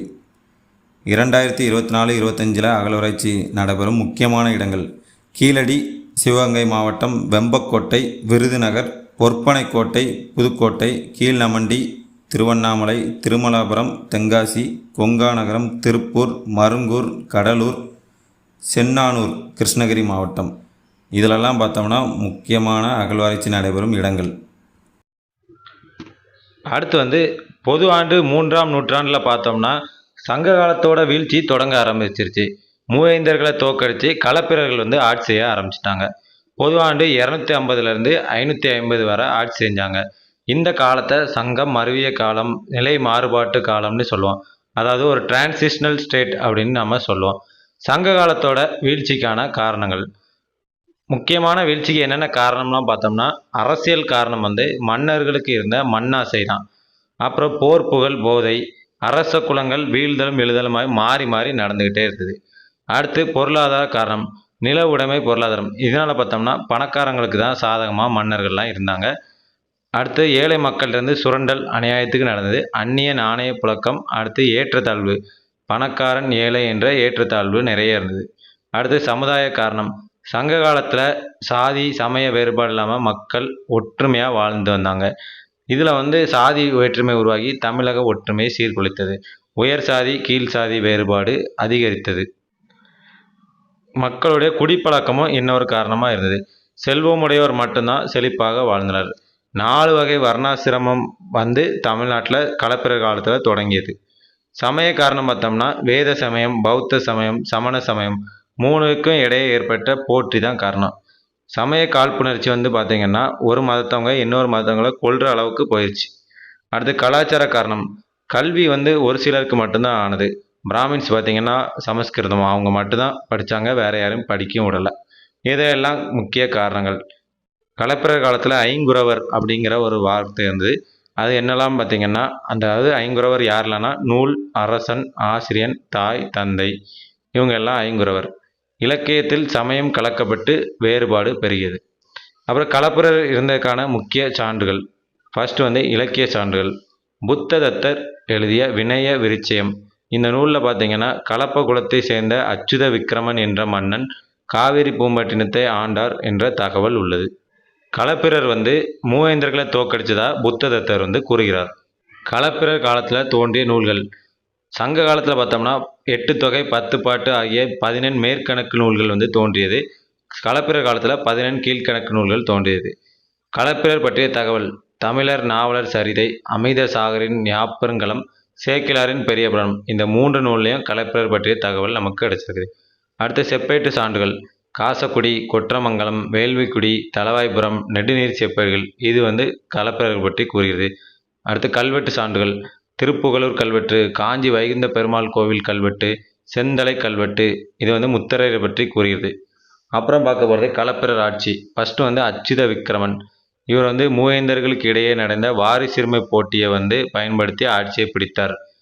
அவங்கெல்லாம் பார்த்தீங்கன்னா நான் தான் ஆட்சி செய்வேனே, அண்ணன் தம்பியிலேருந்து எல்லாரும் சண்டை போட்டுருந்த நேரத்தில் அச்சுத விக்கிரமன் அவங்களெல்லாம் தோக்கடித்து ஆட்சியை பிடிச்சிடறாரு. இவர் புத்த தத்தர் அப்படிங்கிற புலவரோட சீடர். இவரை பற்றியோ அல்லது வேறு மன்னரை பற்றிய தகவல் நமக்கு கிடைக்கல. அதாவது களப்பிரர்களை பற்றி நமக்கு மிகவும் குறைவான தகவல்களே கிடைத்துள்ளன. அடுத்து களப்பிரர்களோட வீழ்ச்சி. பாண்டிய மன்னன் கடுங்கோன் தெற்கே களப்பிரர்களை தோற்கடித்து ஆட்சியை பிடித்தார். பல்லவ மன்னன் சிம்மவிஷ்ணு தொண்டை மண்டலத்தை கைப்பற்றி பல்லவ ஆட்சியை தொடங்கி வைத்தார். இப்படி களப்பிரர் ஆட்சி தமிழ்நாட்டில் முடிஞ்சு போகுது. ஆனால் 300 வருஷம் ஆண்டிருக்காங்க. அவங்கள பற்றி டீட்டெயில்ஸ் தான் நமக்கு கிடைக்கல. ரொம்ப நாளும் ஆண்டிருக்காங்க. அடுத்து நாம் பல்லவர்கள் பற்றி பார்க்க போகிறோம். பல்லவர்களோட தலைநகரம் காஞ்சிபுரம். அவங்களோட அரச முத்திரை காளை லிங்கம். இவங்களோட அலுவலக மொழி சமஸ்கிருதம். தமிழ் கிடையாது, சமஸ்கிருதம். இவங்க இதற்கான சான்றுகள் பட்டய சான்று, செப்பு பட்டயங்கள், பிராகிருத பட்டயங்கள், சமஸ்கிருத பட்டயங்கள். தமிழில் முதலில் செப்பு பட்டயங்களை வெளியிட்டவர்கள் பல்லவர்களே. பிராகிருத பட்டயங்கள் வெளியிட்டது யாருன்னு பார்த்தீங்கன்னா சிவஸ்கந்தவர்மன். சிவஸ்கந்தவர்மனின் மாயுத போலு ஹிரக்கடல்ய பட்டயங்கள், சாருதேவியின் பிரிட்டிஷ் அருங்காட்சியக பட்டயங்கள், குமார விஷ்ணுவின் சேந்தலூர் பட்டயங்கள். அடுத்து சமஸ்கிருத பட்டயம். விஜயஸ்கந்தவர்மனின் ஓங்கோடு பட்டயங்கள், விஷ்ணுகோபனின் உருபல்லை பட்டயங்கள், சிங்கராய கொண்டான் பட்டயங்கள், விஷ்ணுகோபவர்மனின் கூரம் பட்டயம், முதலாம் நந்திவர்மனின் உபேந்திரய பட்டயம், வேசந்தா பட்டயம், ஓங்கோடு பட்டயங்கள், மங்கதுரா, பிகிரா, விலாவத்தி பல்லவன் கோயில் பட்டயங்கள். அடுத்து சமஸ்கிருத தமிழ் பட்டயம். இது சமஸ்கிருதமும் தமிழும் சேர்ந்திருக்கிறதுனால கிரந்த பட்டயங்கள் எனப்படும். முதலாம் பரமேஸ்வர மன்னன் கூரம் பட்டயத்தை வெளியிட்டார். 2ஆம் நந்திவர்மனின் காசக்குடி, கொற்றக்குடி, உதயேந்திரம் பட்டயங்கள், 3ஆம் நந்திவர்மன் வேலூர் பாளையம் பட்டயம், நிருபதுங்கவர்மனின் பாகூர் பட்டயம். இது எல்லாம் சமஸ்கிருத தமிழ் பட்டயம். அடுத்து கல்வெட்டு சான்றுகள். அமராவதி சமஸ்கிருத கல்வெட்டு, ரணசிம்மனது வயலூர் கல்வெட்டு, கங்கர், சாளுக்கியர், பாண்டியர், ராஷ்டிரகூடர் ஆகியோர் வெளியிட்ட கல்வெட்டுகள். சந்திரகுப்தரது அலகாபாத் தூண் கல்வெட்டு, ஜுனாகத் கல்வெட்டு, 2ஆம் புலிகேசியின் ஐகோல் கல்வெட்டு, சிம்மவர்மனின் மஞ்சுக்கல்லு கல்வெட்டு, சயாம் கல்வெட்டு. இது எல்லாம் பல்லவர்களை பற்றி கூறியது. அப்புறம் தமிழ்நாட்டில் இருந்த கல்வெட்டுகள் மாமல்லபுரம், மாமண்டூர், மகேந்திரவாடி, மண்டகப்பட்டு, பல்லாவரம், திருக்கழுக்குன்றம், திருச்சி, சித்தன்னவாசல், தலவானூர் கல்வெட்டுகள் பல்லவர்களை பற்றி கூறியது. அடுத்து இலக்கிய சான்றுகள். தமிழ் மற்றும் சமஸ்கிருத நூல்கள். பெரிய புராணம், 12 திருமுறைகள், 4000 திவ்ய பிரபந்தம், திருமங்கை ஆழ்வாரின் பரமேஸ்வரா விண்ணகர பதிகம், நந்தி கிளம்பகம், மகாவம்சம், மகேந்திரவர்மனின் லோக வியாபாகம், திங்கரின் நியாய பிரவேசம், பாரவியின் கீர்த்தார்ஜுனியம், தண்டியின் அவந்தி சுந்தரி கதாசாரம். இது எல்லாம் பல்லவர்களை பற்றி சான்றுகள். அடுத்து பல்லவர்களின் தோற்றம். பல்லவர்கள் பார்த்திங்கன்னா அவங்களோட சொந்த ஊர் தமிழ்நாடே கிடையாது. மேற்கு இந்தியாவை சேர்ந்த பார்த்தினியர்கள் என்று ஒரு சில பேர் கூறுறாங்க. அடுத்து பாரசீகத்தை சேர்ந்த பகலவர்கள் அப்படின்னு சில பேர் கூறுறாங்க. கிபி 1ஆம் நூற்றாண்டில் மேற்கு இந்தியா மீது படையெடுத்து இந்தியாவுக்குள்ளே வந்திருக்காங்க. மராட்டியம் வழியாக தென்னிந்தியாவை அடைந்தனர். பின் சாதவாகனர்களின் படைத்தளபதியாக பணியாற்றினர். பின்னர் தொண்டை மண்டல அரசர்கள் ஆனார்கள். அசோகர் கல்வெட்டு இவங்கள புலிந்தர்கள் அப்படின்னு சொல்லுது. சோழ மன்னர் நாகர்குல பெண் மணிபல்லவ நாகரை மணந்தார். இவருடைய மன்னன் இளந்திரையன் தொண்டை மண்டலம் தொண்டைமான் என்று அழைக்கப்பட்டார். இப்படி தொண்டை மாநில ஆட்சி செய்தவர் பல்லவர்கள் என்று ஆனது. பல்லவ மன்னர்கள். முற்கால பல்லவர்கள், இடைக்கால பல்லவர்கள், பிற்கால பல்லவர்கள்னு 3 பிரிவு இருக்காங்க. முற்கால பல்லவர்கள் கிபி 250 350 வரை ஆட்சி செஞ்சாங்க. இவங்க சிவஸ்கந்தவர்மன், விஜயஸ்கந்தவர்மன் இவங்க 2 பேரும் முக்கியமான அரசர். பிராகிருத மொழியில் பட்டயங்களை வெளியிட்டனர். அடுத்து இடைக்கால பல்லவர்கள். விஷ்ணுகோபன், இவர் தான் சமுத்திரகுப்தரால் தோற்கடிக்கப்பட்ட விஷ்ணுகோபன். இவங்க வடமொழியில் பட்டயங்களை வெளியிட்டனர். அடுத்து பிற்கால பல்லவர்கள். பிற்கால பல்லவர்கள் தான் நாம் பார்க்க போகிற பேரரசு பல்லவர்கள் என்று அழைக்கப்படுகின்றனர். 570ஆம் ஆண்டுலேருந்து 900 ஆண்டு வரை ஆட்சி செஞ்சாங்க. பேரரசு பல்லவர்கள் இதில் முக்கியமானவர் யாருன்னு பார்த்தீங்கன்னா சிம்மவிஷ்ணு. இவர் தான் களப்பிரர்களை தோற்கடித்து பல்லவ ஆட்சியை ஆரம்பித்தார். காவேரி வரை சென்று சோழர்களையும் தோற்கடித்தார். அதனால் இவர் வந்து அவனி சிம்மன், அதாவது உலகன் சிங்கம் என்று அழைக்கப்படுகிறார். இவர் பேரரசை விரிவாக்குவதற்கு தொலைநோக்கு பார்வை கொண்டவர். இவரோட ஆட்சி காலத்தில் பார்த்தோம்னா பாரவி என்ற புலவரை ஆதரித்தார். அவர் தான் கிர்தார்ஜுனியம் என்ற நூலை எழுதினார். அந்த நூலில் வந்து மகாபாரதத்தில் உள்ள சிவன் அர்ஜுனன் மோதல் வந்து டீட்டெயிலாக கொடுத்துருக்காரு. அர்ஜுனன் பாசுபத அஸ்திரத்தை அடைந்த கதையையும் இந்த கீர்த்தார்ஜுனியம் கூறுகிறது. அடுத்து 2ஆம் மகேந்திரவர்மன், சிம்ம விஷ்ணுவின் மகன். புகழூர் போர் இவரை பற்றி கூறுகிறது. புகழூர் போரில் வந்து பார்த்திங்கன்னா 2ஆம் புலிகேசிக்கும் மகேந்திரவர்மனுக்கும் நடந்த போர் பற்றி கூறுகிறது. இந்த போரில் வந்து புலிகேசி மகேந்திரவர்மனை தோற்கடிச்சுவார். இதை பற்றி கூறுகிற கல்வெட்டு வந்து புகழூர் கல்வெட்டு. மகேந்திரவர்மன் வந்து இந்த போருக்கு எப்படியாவது பழி வாங்கணும்னு ரொம்ப நாள் காத்துக்கிட்டே இருந்தார். ஆனால் அவரால் முடியலை. கங்கவாடி போர், கங்க நாட்டு புகழூர் போரில் துர்வீதன் என்ற கங்க நாட்டு மன்னன் புலிகேசிக்கு உதவி புரிந்தான். எனவே மகேந்திரவர்மன் கங்க நாட்டு மீது படையெடுத்து அந்த துர்வீதனை தோற்கடித்தார். மகேந்திரவர்மனோட பட்டப்பெயர்கள் சத்தியசந்தன், குணபரன், விசித்திரசித்தன், சங்கீர்ண சதி, சேத்தக்காரி அதாவது கோயில்கள் கட்டுவன், சித்திரக்கார புலி, அடுத்து மத்த விலாசன், அரித்தியராஜன், புருஷோத்தமன் என்று பல்வேறு பெயர்களால் இவர் அழைக்கப்படுகிறார். மகேந்திரவர்மன் வந்து 2 நூல் எழுதியிருக்காரு. ஒன்று வந்து மத்த விலாச பிரகாசனம், அடுத்து பகவத்தாஜி கியா. தட்சிண சித்திரம் என்ற ஓர் ஓவிய நூல் வந்து தென்னிந்திய ஓவியங்கள் குறித்த ஆய்வேடு பற்றி கூறுகிறது. இவர் வந்து இசைக்கலையில் வல்லவர் என்பதை வந்து குடுமியான் மலை கல்வெட்டு வந்து கூறுகிறது. அதில் வந்து 2 வகை யாழ் பற்றி குறிப்பிடுகிறது. அப்புறம் மற்றும் 8 நரம்பு உடைய இசைக்கருவி பற்றியும் கூறுகிறது. பரிவாதினி என்னும் வீணை வாசிப்பதில் வல்லவர் வந்து மகேந்திரவர்மன். மகேந்திரவர்மன் வந்து முதலில் சமணராகத்தான் இருந்தார். திருநாவுக்கரசரால் சைவராக மாற்றப்பட்டார். பின்னர் சமண பள்ளி இடிக்கப்பட்டு சிவன் கோயில்கள் கட்டப்பட்டன. பிராமணர்கள் மீண்டும் சமுதாயத்தில் முதல் இடம் பிடித்தனர். வர்ணாசிரம முறை ஆழமாக வேரூன்றியது. இந்த காலத்தில் வந்து சாதி மோதல்கள் வந்து நிறையவே இருந்துச்சு. நந்தனார் என்ற அப்பழுக்கற்ற சிவபக்தர் வந்து சிவபக்தராகவே இருந்தாலும் கோவிலுக்குள் நுழைய அனுமதி மறுக்கப்பட்டது. ருத்ராச்சாரியார் என்ற இசைக்கலைஞரை வந்து மகேந்திரவர்மன் ஆதரித்தார். இவர் கட்டின ஏரிகள் மகேந்திரவாடி, மாமண்டூர், சித்திரமேக தடாகம், மண்டகப்பட்டு கல்வெட்டு குறிப்பு என்ன கூறுதுன்னா செங்கல் சுண்ணாம்பு இல்லாமல் குடைவரை கோயில் கட்டுவதை அறிமுகப்படுத்தியவர் வந்து மகேந்திரவர்மன் கூறுகிறது. இதை வந்து மகேந்திரவர்மன் பாணின்னு நாம் சொல்லலாம். அடுத்த ஆட்சிக்கு வந்தவர் வந்து 1ஆம் நரசிம்மவர்மன். இவர் வந்து மகேந்திரவர்மனோட பையன். புலிகேசியை பழிவாங்கிறதுக்காக போரிட்டு புலிகேசியை ஜெயித்தார். அதனால் வாதாபி கொண்டான் என்று அழைக்கப்படுகிறார். அந்த போர் நடந்த இடம் வந்து மணிமங்கலம். இதை வந்து காஞ்சி போர்னையும் சொல்லுவாங்க. இந்த போரில் தளபதியாக இருந்தவர் வந்து பரஞ்சோதி முனிவர். இவரை பற்றி கூரம் செப்பேடுகள் வந்து கூறுகிறது.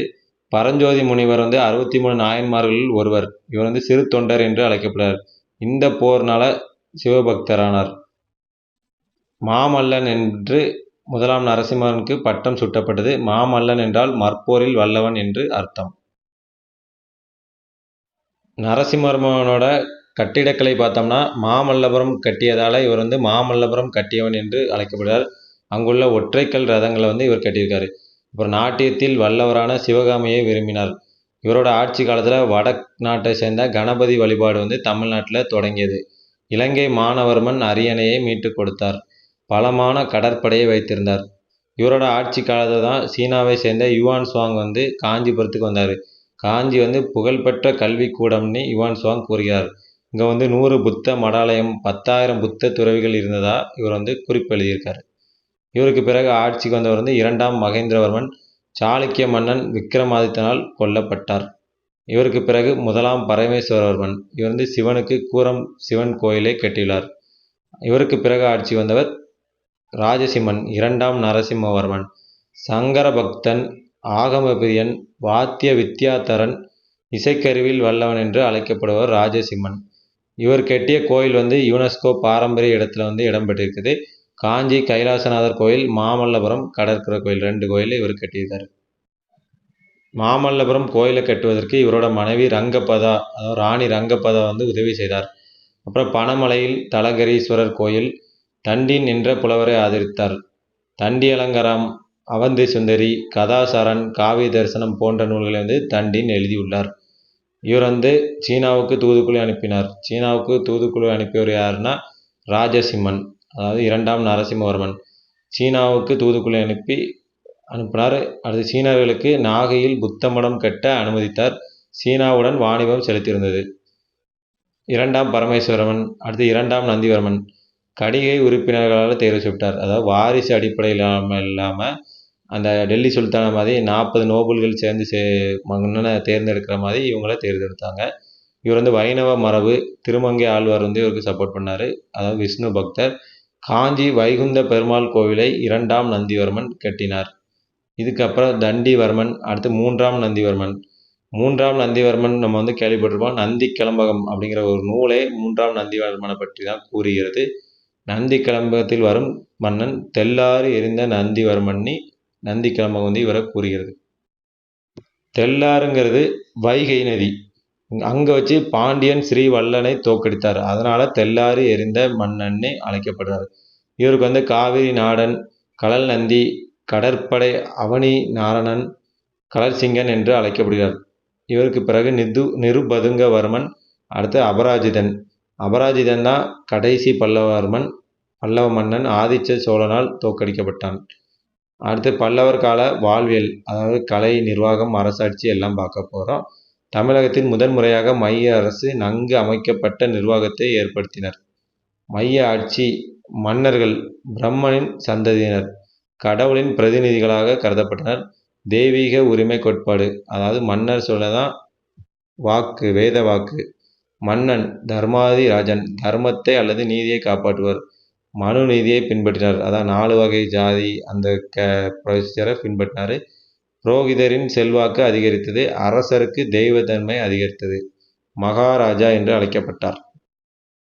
இந்த வைதிக ஆதிக்கத்தை குறிக்க வர்மன் என அடைமொழி சேர்க்கும் வழக்கம் ஏற்பட்டது. அரசு சின்னம் நந்தி, காளை. இளவரசன் யுவராஜா. பட்டத்தரசி மிகுந்த செல்வாக்கு பெற்றிருந்தார். கோயில் பணிகளில் ஈடுபாடு கொண்டிருந்தனர். அதாவது பல்லவ மன்னர்கள் கோயில் பணிகளில் ஈடுபாடு கொண்டிருந்தனர். படைகள் தேர்ப்படை, காலாட்படை, யானைப்படை, குதிரைப்படை. குதிரைகள் அரேபியா, பாரசீகம் போன்ற வெளிநாடுகளிலிருந்து இறக்குமதி செய்யப்பட்டன. கப்பல் படை வலிமை மிக்கதாக இருந்தது. மாகாண அரசாங்கம், இளவரசர் மாகாண ஆளுநர் ரத்திகர் என்று அழைக்கப்பட்டார். அவருக்கு உதவியாக படைக்காவல் அதிகாரி, மாவட்ட அதிகாரி, ஊர் அதிகாரி, குதிரை தொழுவ அதிகாரி, கால்நடை அதிகாரி, காட்டுக்காவல் அதிகாரி, குளியல் துறை காவலர் போன்றோர் இருந்தனர். இவர்கள் கோட்டம் அல்லது வளநாடு, நாடு, ஊர் ஆகியவற்றுக்கு பொறுப்பாக இருந்தனர். அடுத்து நகராட்சி. நகராண்மைக்காக பேரவைகள் இருந்தன. இப்பேரவை அதிகாரிகள் நகரியர் அல்லது தோத்திக்காரர், காரணத்தால் கணக்கர், மத்தியஸ்தர், நிர்வாக அதிகாரி ஆகியோர் நியமிக்கப்பட்டனர். வரி விதிப்பிலும் வரி வசூலிப்பதும் ஒழுங்கை நிலைநாட்டுவதும் இவர்களது கடமை. கிராம சபை வியவஸ்தை என்று அழைக்கப்பட்டது. தேவதானம் கோயில்களுக்கு தானமாக கொடுக்கப்பட்ட நிலம் என்று அழைக்கப்பட்டது. மாமண்டூர் குளம் உருவாக்கப்பட்டது. பண்டமாட்டு முறையே பின்பற்றப்பட்டது. பல்லவர்களோட ஆட்சி காலத்தில் காஞ்சிபுரம் செழிப்பான வர்த்தக நகரம். காஞ்சிபுரம் தான் தலைமையகம். வெளிநாட்டு வாணிபம் ஜாவா, சுமத்ரா, கடாரம், கம்போடியா, இலங்கை, சீனா, பர்மா போன்ற நாடுகளுக்கு ஏற்றுமதி செய்யப்பட்டன. அளவைகள் நிலத்தை அளப்பதற்கு உழவு, நிவர்த்தனம் அல்லது பட்டிகா ஆகியவை பயன்படுத்தப்பட்டது. நிலத்தை அளப்பதற்கு உழவு, நிவர்த்தனம் அல்லது பட்டிகா ஆகியவை பயன்படுத்தப்பட்டன. நெல்லையும் அரிசியையும் அளப்பதற்கு சுடு நாளி என்று இருந்தது. இவையன்றி விரடல், விடுகு அல்லது உலக்கு போன்ற அளவைகள் வழக்கத்தில் இருந்தது. பிடி என்பது மிகச்சிறிய அளவை. பால், நெய், எண்ணெய் ஆகியவை ஆளாக்கு, உலக்கு, உரி, நாளி ஆகியவற்றால் அளக்கப்பட்டன. தங்கத்தை அளப்பதற்கு களஞ்சு, மண்ணாடி பயன்படுத்தப்பட்டது. பதகை என்பது 240 குழி பாசன வயலை குறிக்கும். பதகை என்பது 240 குழி பாசன வயலை குறிக்கும். ஒரு குறிப்பிட்ட இடத்திலிருந்து நடந்து சென்று குறிப்பிட்ட நேரத்துக்குள் புறப்பட்ட இடத்தை வந்தடைவதை குறிக்கும் எல்லை நிவர்த்தனம் என்று அழைக்கப்பட்டது. கப்பல் கட்டுமான இடம் மாமல்லபுரம், நாகை. சிந்து சமவெளியில் லோத்தல், இங்கே கப்பல் கட்டுமான இடம் மாமல்லபுரம், நாகை. சமுதாய நிலை வட இந்தியாவிலிருந்து வேதியர் குலத்தவர் தமிழ்நாட்டிற்கு வந்தவர். வர்ணாசிரமம் வலுவடைந்தது. ஆரியமயமாதல் பல்லவர் காலத்தில் முழுமை பெற்றது. பிராமணர்கள் ஏகபோக வாழ்க்கை வாழ்ந்தனர். பிராமணர்களுக்கு மட்டும்தான் மரியாதையை கொடுத்தாங்க. தமிழ்நாட்டில் 7 வகை சாதிகள் இருந்ததாக இபின் குர்நாத் என்ற வணிகர் குறிப்பிட்டுள்ளார். சைவ சமயம் சிவனை வழிபட்டோர் சைவர்கள். 63 நாயன்மார்கள். அதாவது பல்லவர் காலத்து பக்தி இயக்க காலம்னு கூட நம்ம சொல்கிறோம். சைவர்களும் வைணவர்களும் தலை தோங்கி வாழ்ந்தனர். சிவனை வழிபட்டோர் சைவர்கள். 63 நாயன்மார்கள் மொத்தம் இருந்தாங்க. சைவ சின்னம் கத்துவரங்கம். வைணவம் திருமாலை வழிபட்டவர்கள் வைணவம். விஷ்ணு 12 ஆழ்வார்கள். சிம்ம விஷ்ணு, 2ஆம் நந்திவர்மன், முகுந்தனின் திருவடிகளை தவிர வேறு எந்த தெய்வத்தையும் தலை வணங்காதவன் என்று தன்னைத்தானே கூறிக்கொண்டான். முகுந்தன்னா திருமால். பல்லவர் காலத்தில் உள்ள இலக்கியம். சமஸ்கிருத இலக்கியம். சமஸ்கிருதம் அலுவலக மொழி. சமஸ்கிருதமே அலுவலக மொழி. பட்டயங்கள் சமஸ்கிருத மொழியிலேயே எழுதப்பட்டன.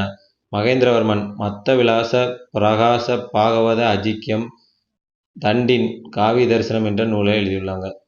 அது சமஸ்கிருதத்தில் எழுதியிருக்காங்க. அது தமிழ் இலக்கியம். 12 திருமுறைகள், 4000 திவ்ய பிரபந்தம். 4000 திவ்ய பிரபந்தம் பார்த்தீங்கன்னா பல்லவர் காலத்தில் இயற்றப்பட்டது.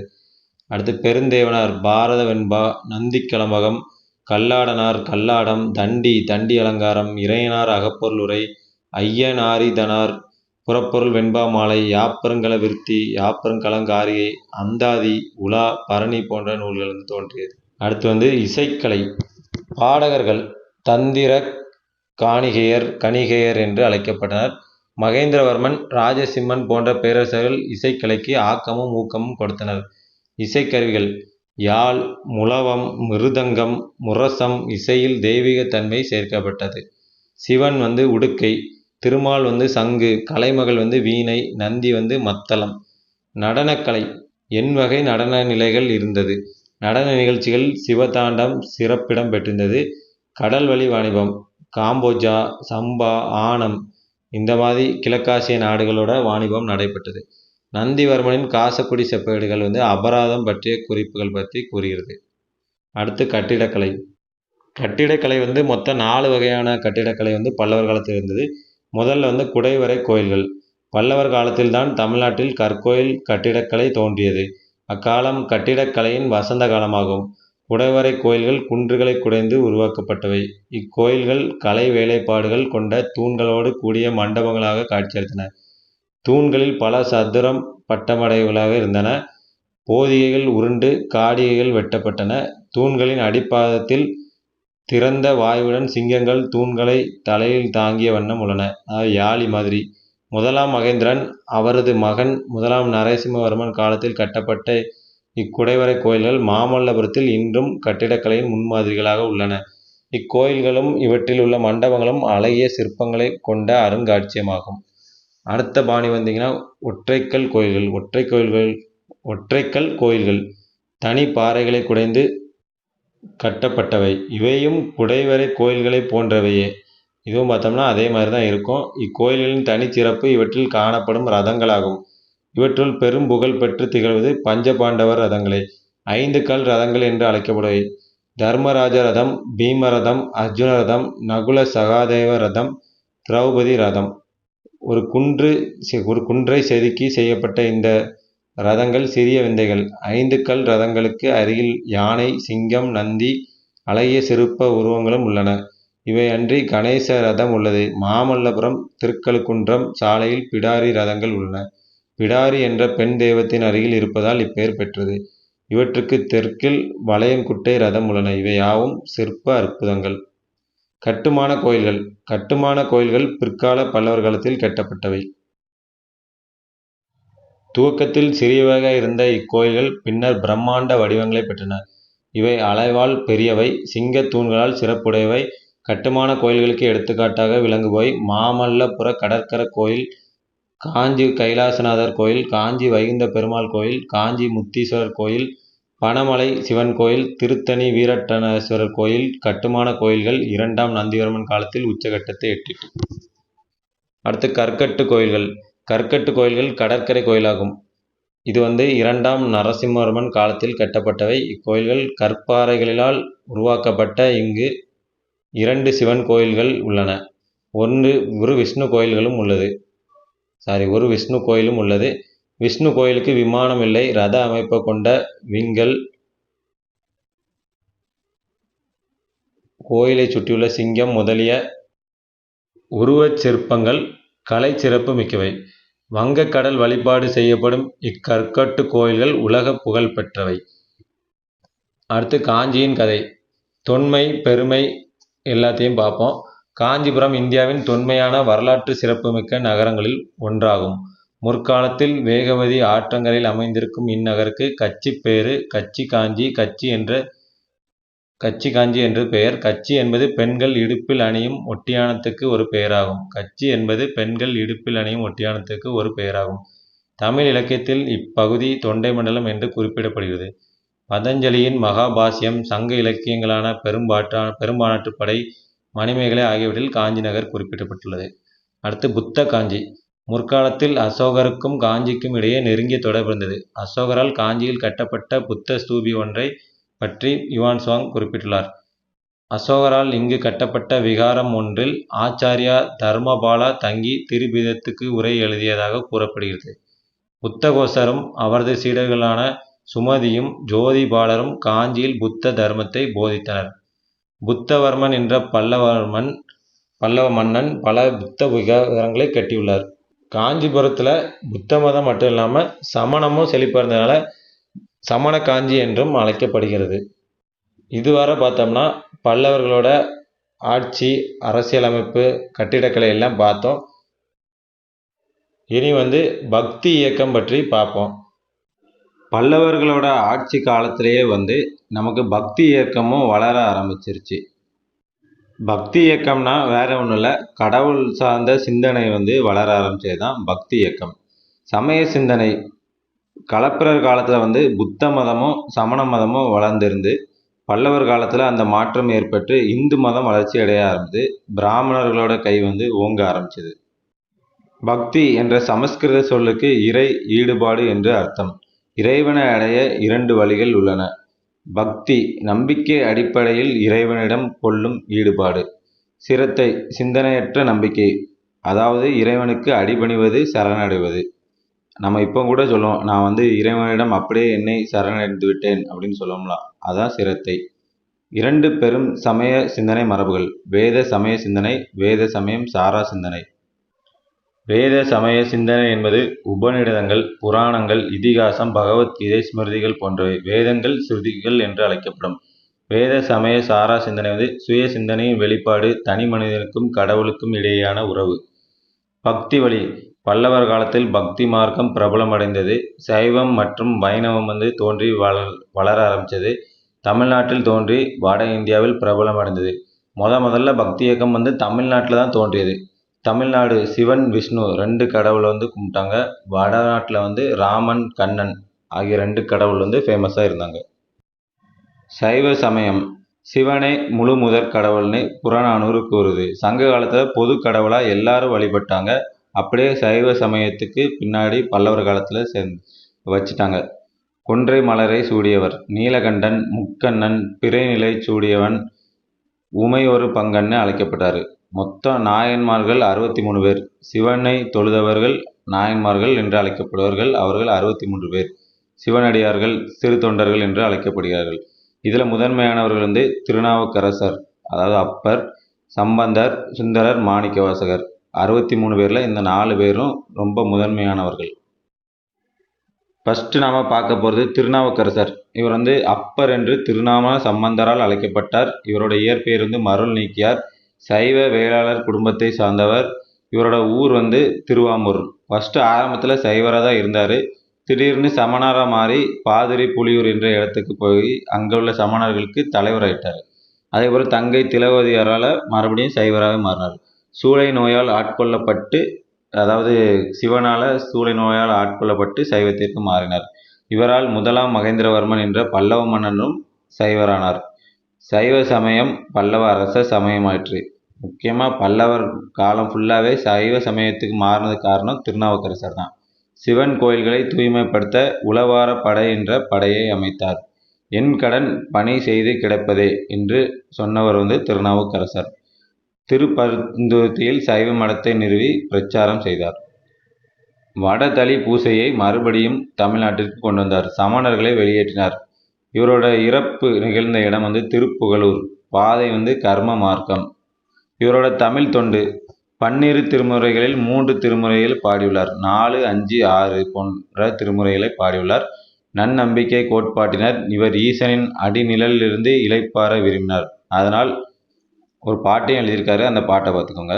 மாசில் வீணையும் மாலை மதியமும் வீசு தென்றலும் வீங்கின வேனிலும் மூசு வண்டரை பொய்கையும் போன்றதே ஈசன் எந்தை இணையடி நிழலே. மாசில் வீணையும் மாலை மதியமும் வீசு தென்றலும் வீங்கின வேனிலும் மூசு வண்டரை பொய்கையும் போன்றதே ஈசன் எந்தை இணையடி நிழலே. சாத்திரம் பேசுபவர்களை சலுக்கர்கள் என்று சாடினார். அதாவது யாராவது பார்த்தீங்கன்னா கடவுள் இல்லை அப்படின்னு ஏதாவது பேசினாங்கன்னா அவர் சலுக்கர்கள் என்று சாடினார். அடுத்து திருஞான சம்பந்தர் பற்றி பார்ப்போம். தஞ்சாவூர் மாவட்டம் சீர்காழியில் பிறந்தார். இன்றைய நாகை மாவட்டத்தில் இருக்குது. பார்வதியால் பாலூட்டப்பட்டு ஞான சம்பந்தரானார் என்ற ஒரு கதை இருக்குது. வைதீக பிராமண குடும்பத்தை சேர்ந்தவர். பூணூல் அணியும் விழாவில் திருநாவுக்கரசர் பங்கேற்றார். அதனால் சைவ தந்தையாக கருதி அப்பரை என்று அழைத்தார். 2 பேரும் சைவ சமயத்தை பரப்பினர். திருநாவுக்கரசரும் திருஞான சம்பந்தர் 2 பேரும் சேர்ந்து தான் சைவ சமயத்தை பரப்பியிருக்காங்க. அற்புதங்கள்: மயிலையில் இறந்த பெண்ணை உயிர் பெறச் செய்தார். திருமறைக்காடு கோயிலை தன் பாட்டால் திறந்தார். பாம்பு கடித்து இறந்தவரை உயிர் பெறச் செய்தார். திருமகள் என்று அழைக்கப்பட்டார். திருவொத்தூரில் ஆண் பனையை பெண் பனையாக்கினார். செங்குன்றூரில் பணியில் வாடியவர்களை காப்பாற்றினார். அப்புறம் பாண்டிய மன்னன் அரிகேசரி மாரவர்மனை சமண சமயத்திலேருந்து சைவ சமயத்துக்கு மாற்றிருக்காரு. அவர் மாறினோன்னு என்ன செஞ்சிட்டாருன்னா, அங்கே இருக்க சமணர்கள் எல்லாரையும் கழுவேற்றி கொண்டுட்டார். கழுவேற்றி கொல்லப்படல் என்னன்னு நீங்கள் யூடியூப்பில் பாருங்கள், உங்களுக்கு தெரியும். அது ஒரு கொடூரமான தண்டனை. இவர் எழுதின ஒரு பாட்டு: காதலாகி கசிந்து கண்ணீர் மல்கி ஓது வார்த்துமை நன்னெறி குவிப்பது வேத நாங்கினும் மெய்ப்பொருள் ஆவது நாதன் நாமம் நமச்சிவாயவே. இவரோட பாதை ஞான மார்க்கம். சமணர்களை அறிவிலா நீசர் என்று வசை பாடினார். அடுத்து சுந்தரர். ஊர் நாவலூர்.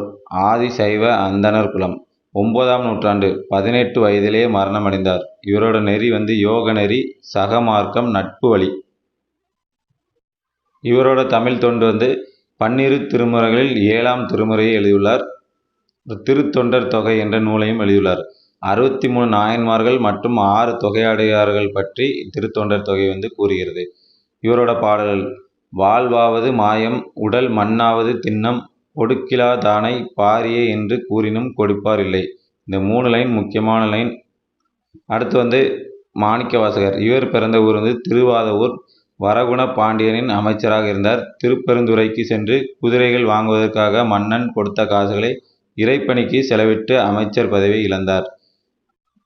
அதனால் கோபத்தில் இவருக்கு தண்டனை கொடுப்பார். அந்த தண்டனை சிவபெருமானை ஏற்று நிறைய குதிரையாக மாற்றி அனுப்புவார்.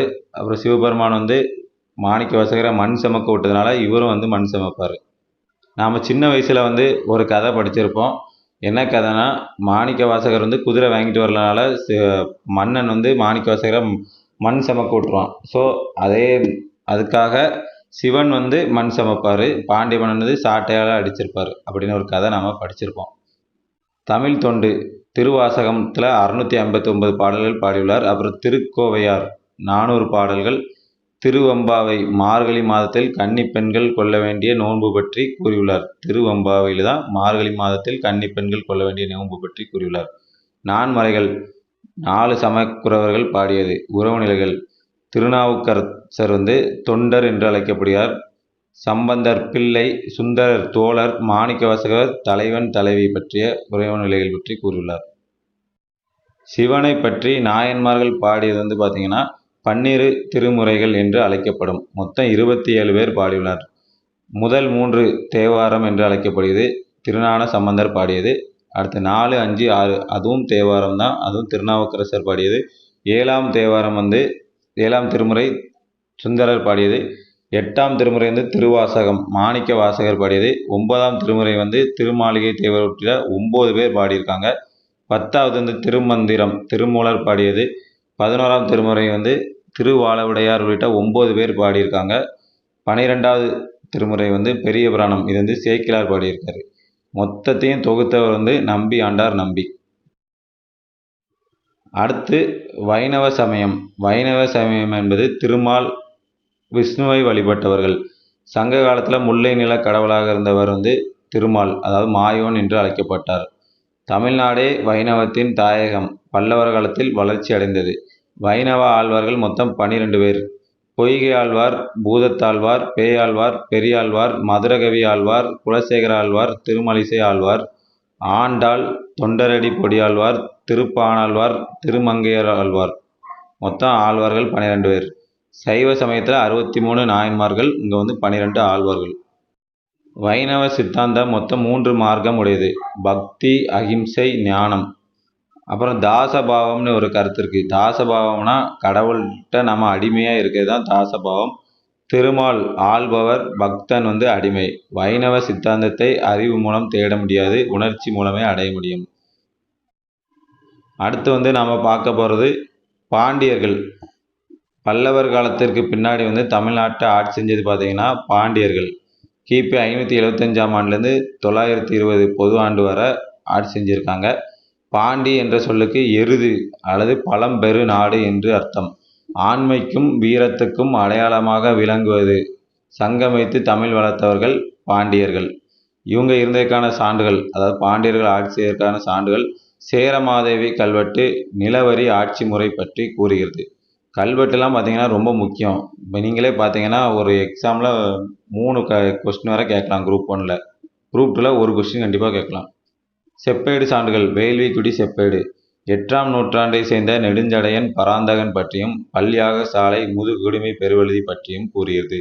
நரசிங்கன் நற்கொன்றன் என்று அழைக்கப்படுகிறார். கொற்கையை சேர்ந்த கிழவன் என்ற பிராமணனுக்கு வேள்வி செய்து நிலக்கொடையாக கொடுத்தார்.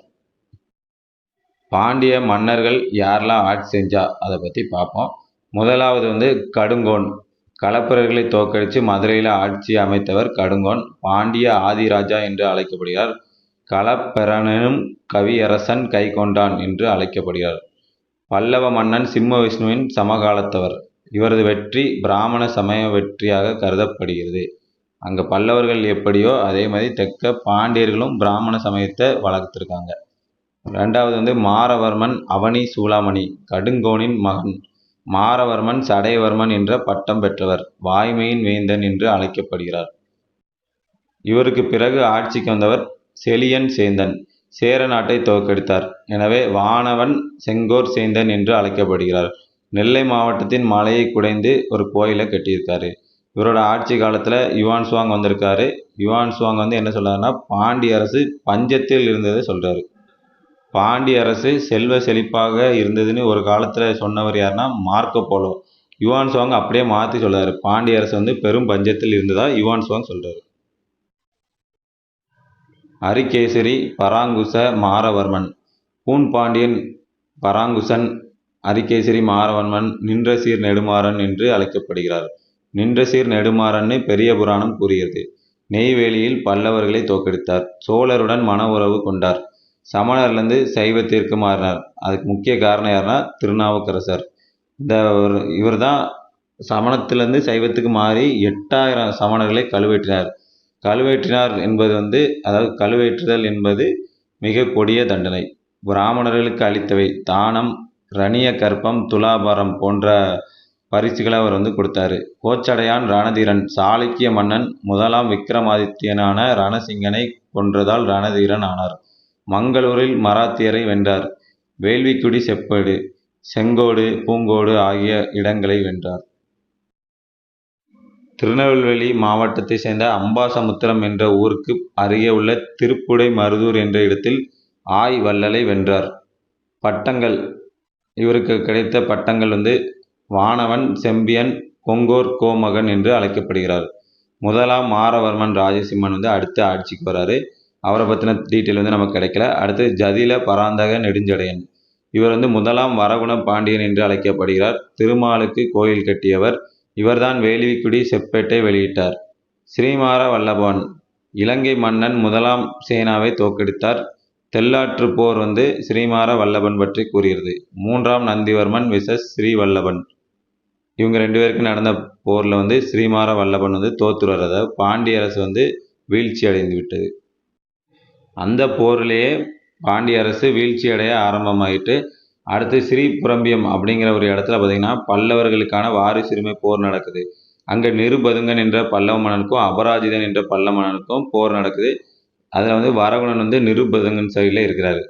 அபராஜிதன் சைடில் சோழர் கங்கர்னு பெரிய கூட்டமே இருக்குது. ஸோ அவங்க ஈஸியாக ஜெயிச்சிருந்தாங்க. பாண்டிய அரசு இன்னும் கொஞ்சம் வீழ்ந்துருது. அடுத்து பராந்தக வீரநாராயணன் என்ற மன்னன் ஆட்சிக்கு வராரு. அவரை பற்றி நமக்கு எந்த டீட்டெயிலும் கிடைக்கல. அடுத்து 2ஆம் ராஜசிம்மன், இவர் வந்து மாரவர்மன் ராஜசிம்மன் என்று அழைக்கப்படுகிறார். சோழ மன்னன் 1ஆம் பராந்தக சோழன் வேலூர் போரில் ராஜசிம்மனை தோற்கடித்தார். அதாவது பராந்தக சோழன் வந்து இவரை தோற்கடித்தார். ஸோ மொத்தமாக பாண்டிய அரசு வந்து வீழ்ந்து விட்டது. கிபி 9ஆம் நூற்றாண்டில் வந்து பாண்டிய அரசு மொத்தமாக வீழ்ந்து போச்சு. அதுக்கப்புறம் பார்த்திங்கன்னா சிற்றரசர்கள் ஆகிட்டாங்க. சோழ ஆட்சிக்கு கீழே ஆட்சி செய்யும் சிற்றரசர்களாக ஆகிட்டாங்க. 1190ஆம் ஆண்டு சோழ அரசு வீழ்ச்சி அடைந்த பிறகு சடையவர்மன் ஸ்ரீவல்லபன் என்ற பாண்டிய மன்னன் வந்து நாங்கள் என்ன உங்களுக்கு கட்டுப்பட்டவங்க இல்லை அப்படின்னு சொல்லி சுதந்திர அரசாக அறிவித்தார். அப்போ மதுரையை வந்து மீண்டும் பயங்கரமான தலைநகராக்குனாங்க. காயல்பட்டினம் பெருந்துறைமுகமாக இருந்தது. சுந்தர சோழபுரத்தை கைப்பற்றி சுந்தர சோழ சதுர்வேதி மங்கலம் என்று பெயரிட்டு பிராமணர்களுக்கு இறையிலியாக கொடுத்தார்.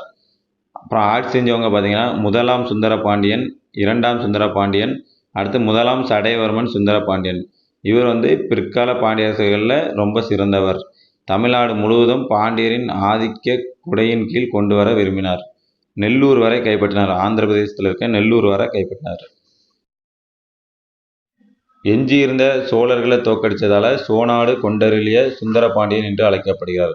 சேரர், சோழர், மாளவ மன்னர் 3 பேரும் ஒன்று சேர்ந்து வந்து படையெடுக்கிறாங்க. அதுலேயும் வெற்றி பெறுகிறார். கடலூரில் காடவரை தோற்கடித்தார். கோப்பரும் சிங்கன் என்ற காடவ மன்னனை தோற்கடித்தார். சுந்தர பாண்டியன் தன் தரப்பினரான விக்கிரம பாண்டியனும் வீரபாண்டியனும் சேர்ந்து ஆட்சி நடத்தினார். இலங்கை மன்னன் சந்திரபாகுவை கப்பம் கட்ட வைத்தார். மாரவர்மன் குலசேகரன் இறந்த பிறகு சுந்தர பாண்டியனுக்கும் வீரபாண்டியனுக்கும் யார் ஆட்சிக்கு வரணும்னு வாரிசுரிமை போட்டி வந்து நடைபெற்றது. அதில் சுந்தர பாண்டியன் சைடு வந்து மாலிக் கஃபூர், அதாவது அலாவுதீன் கில்ஜியோட தளபதியான மாலிக் கஃபூர் இருந்தார். ஈஸியாக சுந்தர பாண்டியன் ஜெயிச்சிட்டாரு. 1335 மதுரை சுல்தானியம் வந்து தொடங்கியது. அதோட ஆட்சியாளர் வந்து ஜலாலுதீன் அசன்சா. இவர் தான் மதுரை ஆண்ட 1ஆம் இஸ்லாமிய அரசர் வந்து ஜலாலுதீன் அசன்சா. பாண்டியர் காலத்தில் வந்து நிர்வாகம், கலை மற்றும் கட்டிடக்கலை பற்றி பார்ப்போம். அரசு, பாண்டியர்களோட தலைநகர் வந்து மதுரை, கூடல், தமிழ் கெழு கூடல். மன்னர் கூடல் கோன், கூடல் நகர் காவலன், மதுரபுர பரமேஸ்வரர். பட்டங்கள், பாண்டிய மன்னர்களுக்கு அளித்த பட்டங்கள் வந்து பாண்டிய அதி அரசன், பாண்டிய மகாராசன், மன்னர் மன்னன், அவனிபசேகரன், ஏகவீரன், சகல புவன சக்கரவர்த்தி, செம்பியன், வானவன், தென்னவன் என்று ஏகப்பட்ட பட்டங்களால் அழைக்கப்படுகிறார்கள். அரண்மனை, திருமாளிகை, மணபரன் திருமாளிகை என்று அழைக்கப்பட்டது. அரியணை, முன்னைய தரையன், பாண்டிய தரையன் என்று அழைக்கப்படுகிறது. அரச கட்டளை வந்து திருமந்திர ஓலை என்று அழைக்கப்படுகிறது. அரசு அதிகாரிகள், முதன்மை அமைச்சர், உத்தம மந்திரி என்று அழைக்கப்பட்டார். மாணிக்கவாசகர், குலச்சிறையார் போன்றவர் வந்து உத்தர மந்திரிகளாக இருந்தனர். இவங்களோட தலைமைச் செயலகம் வந்து எழுத்து மண்டபம் என்று அழைக்கப்படுகிறது. படை தளபதிகள் பார்த்தோம்னா பள்ளிவேலன், பராந்தகன் பள்ளிவேலன், மாறன் ஆதித்தன், தென்னவன் தமிழவேல் என்று அழைக்கப்படுகிறார்கள். அரசியல் பிரிவு, பாண்டிய நாடு அல்லது மண்டலம் என்று அழைக்கப்பட்டது. மண்டலம் வந்து வளநாடாக பிரிக்கப்பட்டது. வளநாடு, நாடு மற்றும் கூட்டங்களாக பிரிக்கப்பட்டு ஆட்சி செய்யப்பட்டது. மங்கலம், நகரம், ஊர், குடி போன்ற குடியிருப்புகள் இருந்தன. குலக்கீழ், தனிச்சிறப்பான அரசியல் பிரிவு. மடக்குலக்கீழ் மதுரை என்று சங்க இலக்கியங்களில் குறிப்பிட்டிருக்கு. பாண்டியர் காலத்தில் வரி விதிப்பது நாட்டாரிடம் இருந்தது. நில அளவீடு வந்து 14 மற்றும் 24 அடி நீளமுள்ள களி என்ற ஒரு அளவையால் அளக்கப்பட்டது. சாலபோகம், பிராமணர்களுக்கு ஒதுக்கப்பட்ட நிலம். தட்டார் காணி, இரும்பு உலோக வேலை செய்பவர்களுக்கு ஒதுக்கப்பட்ட இடம். தச்சர் மானியம், மர வேலை செய்பவர்களுக்கு. பட்ட விருத்தி, கற்பிக்கும் பிராமண குழுவிற்கு அளிக்கப்பட்ட இடம். நிர்வாகமும் சமயமும் 7 முதல் 9ஆம் நூற்றாண்டு. மானூர் கல்வெட்டு திருநெல்வேலி மாவட்டத்தில் உள்ளது. மானூர் கல்வெட்டு வந்து நிர்வாகம் பற்றி கூறுகிறது. பொருளாதாரம், சமூகம் எப்படின்னு பார்த்தீங்கன்னா மங்களம், சதுர்வேதி மங்கலம், பிராமணர்கள் வாழ்ந்த இடம். செல்வாக்கு மிக்கவர்கள் பிரம்மாதி ராஜன், பிரம்மராஜ்யன் போன்றவர்கள் செல்வாக்கு மிக்கவர்களாக இருந்தாங்க. பாண்டியர் காலத்தில் நடைபெற்ற வணிகம் பற்றி பார்க்க போகிறோம். கிபி 7ஆம் நூற்றாண்டிலேயே அரேபிய குடியிருப்புகள் பாண்டிய நாட்டில் வர ஆரம்பிச்சிட்டாங்க. குதிரைகள் நிறைய இறக்குமதி செய்யப்பட்டது. குதிரைகளுக்கு இப்போ துறைமுக கட்டணம், சுங்கவரி போன்றவை விலக்கு அளிக்கப்பட்டது. ஏன்னா குதிரைகள் போர்களுக்கு பயன்பட்டதால் சுங்கவரி விலக்கு அளிக்கப்பட்டது. காயல் துறைமுகம் வாசப்பத் கூறுகிறார். காயல் துறைமுகம் பெரிய நிறுவனமாக இருந்தது. அங்கே ஒரு நிறுவனத்தை மாலிக் இஸ்லாம் ஜலாலுதீன் என்றவர் வச்சிருந்தார். 10,000 குதிரைகள் இறக்குமதி செய்யப்பட்டன. 1400 ஜமாலுதீனுக்கு சொந்தமானவை. குதிரையின் விலை 220 செம்போன் தினார்னு வாசப் கூறுகிறார். வாசப்ங்கிறது ஒரு பயணி, டிராவலர். அடுத்து வணிகர்கள், நிகமத்தோர், நாலாதேவி, திசை 1500 பவர், மணி கிராமத்தார். பாண்டிய அரசர்கள் குதிரை இறக்குமதியில் அதிக முதலீடு செய்தார்கள் என மார்க்கோ போலோ மற்றும் வாசப் கூறுகிறார். பாண்டிய பேரரசு உலகின் செழிப்பான பகுதியாக இருந்ததனை மார்க்கோ போலோ கூறுகிறார். குதிரை வணிகம் செய்பவர் குதிரை செட்டி என்று அழைக்கப்பட்டார். தங்க நாணயம் காசு, பழங்காசு, கணம், களஞ்சி, பொன் என்று அழைக்கப்படுகிறது. வணிகர்களின் குடியிருப்பு பகுதி தெரு என்று அழைக்கப்படுகிறது. கடவுள் 1500 உடையார், சொக்கநாயகி அம்மன், இவங்களெல்லாம் கடவுளாக இருந்தாங்க. கடல் வணிக மையம், சிந்தாமணி, மயிலாப்பூர், திருவொற்றியூர், திருவாடானை, மகாபலிபுரம் போன்றவை துறைமுகங்களாக இருந்தது. பாசனம், சேந்தன்மாறன் வைகை ஆற்று பகுதியில் மதகு ஒன்றை கட்டினார். திருவண்ணாமலை கோயில் நிலங்கள் பாசனம் பெற பெண்ணை ஆற்றிலிருந்து வாய்க்கால் வெட்டினர். இருப்பைக்குடி கிழவன் உள்ளூர் தலைவன் இருப்பைக்குடி கிழவன் என்ற உள்ளூர் தலைவன் பல ஏரிகளை வெட்டினான். நில உடைமையாளர் பூமி புத்திரர் என்று அழைக்கப்பட்டனர். இவர்களின் சமுதாய சமயக்குழு சித்திரமேலி பெரிய நாட்டாரிடம் இருந்தது. பாண்டியர் காலத்தில் இருந்த கல்வி, சமஸ்கிருத அறக்கொடை, விருத்தி சாலபோகம். சமஸ்கிருதம் சொல்லிக் கொடுத்தவங்களுக்கு விருத்தி சாலபோகம் என்ற அறக்கொடைகளை வழங்கினர். சமஸ்கிருத பள்ளி, கடிகை, சாலை, வித்யாஸ்தானம் என்று அழைக்கப்படுகிறது. இலக்கிய நூல்கள், திருப்பாவை, திருவெம்பாவை, திருவாசகம், திருக்கோவை. பாண்டியர்கள் திருவரங்கம், சிதம்பரம் கோயிலில் உள்ள விமானத்தை தங்கத் தகடுகளால் வேய்ந்தனர். கோயில்கள், கல்லறை கோயில்கள் கட்டினர். பெரிய பெரிய கோயிலெலாம் பாண்டியர்கள் கட்டவே இல்லை. அவங்களுக்கு போர் புரியதுக்கே நேரம் சரியாக இருந்துச்சு. சுந்தர பாண்டீஸ்வரம், பாண்டியர்கள் புதிதாக கோயில் கட்டவில்லை. கோபுரம் எழுப்புவது, மண்டபம் கட்டுவது, பிரகார வீதிகள் அமைப்பது, சிலை வைப்பது போன்ற சின்ன சின்ன வேலையை செஞ்சுட்டு இருந்தாங்க. குடைவரை கோயில்கள், பிள்ளையார்பட்டி, திருமையம், குன்றக்குடி, திருச்செந்தூர், கழுகுமலை, கன்னியாகுமரி, சித்தன்னவாயில் போன்ற இடங்களில் குடைவரை கோயில்கள் மட்டும் கட்டியிருக்காங்க. நாம் இதுவரை பார்த்தோம்னா சங்க காலத்திலிருந்து பல்லவர்கள், பாண்டியர்கள் வர பார்த்தாச்சு. இனிமேல் கடைசியாக பார்க்க வேண்டியது சோழ பேரரசு மட்டும்தான். சோழ பேரரசுக்கு பிறகு தமிழ்நாட்டில் இஸ்லாமியர் ஆட்சி, விஜயநகர பேரரசு. அடுத்தலாம் சின்ன டாபிக் தான், இது மட்டும் தான் பெரிய டாபிக். சோழ பேரரசை பற்றி பார்ப்போம். சங்க காலத்தில் கிள்ளி, வளவன், செம்பியன் என்று அறியப்பட்டார்கள். பிற்காலத்தில் வடமொழி பெயர்களை இணைத்து கொண்டார்கள். வரலாற்று சான்றுகள், முதலாம் பராந்தகன், உத்திரமேரூர் கல்வெட்டு பராந்தக சோழன் பற்றி கூறுகிறது.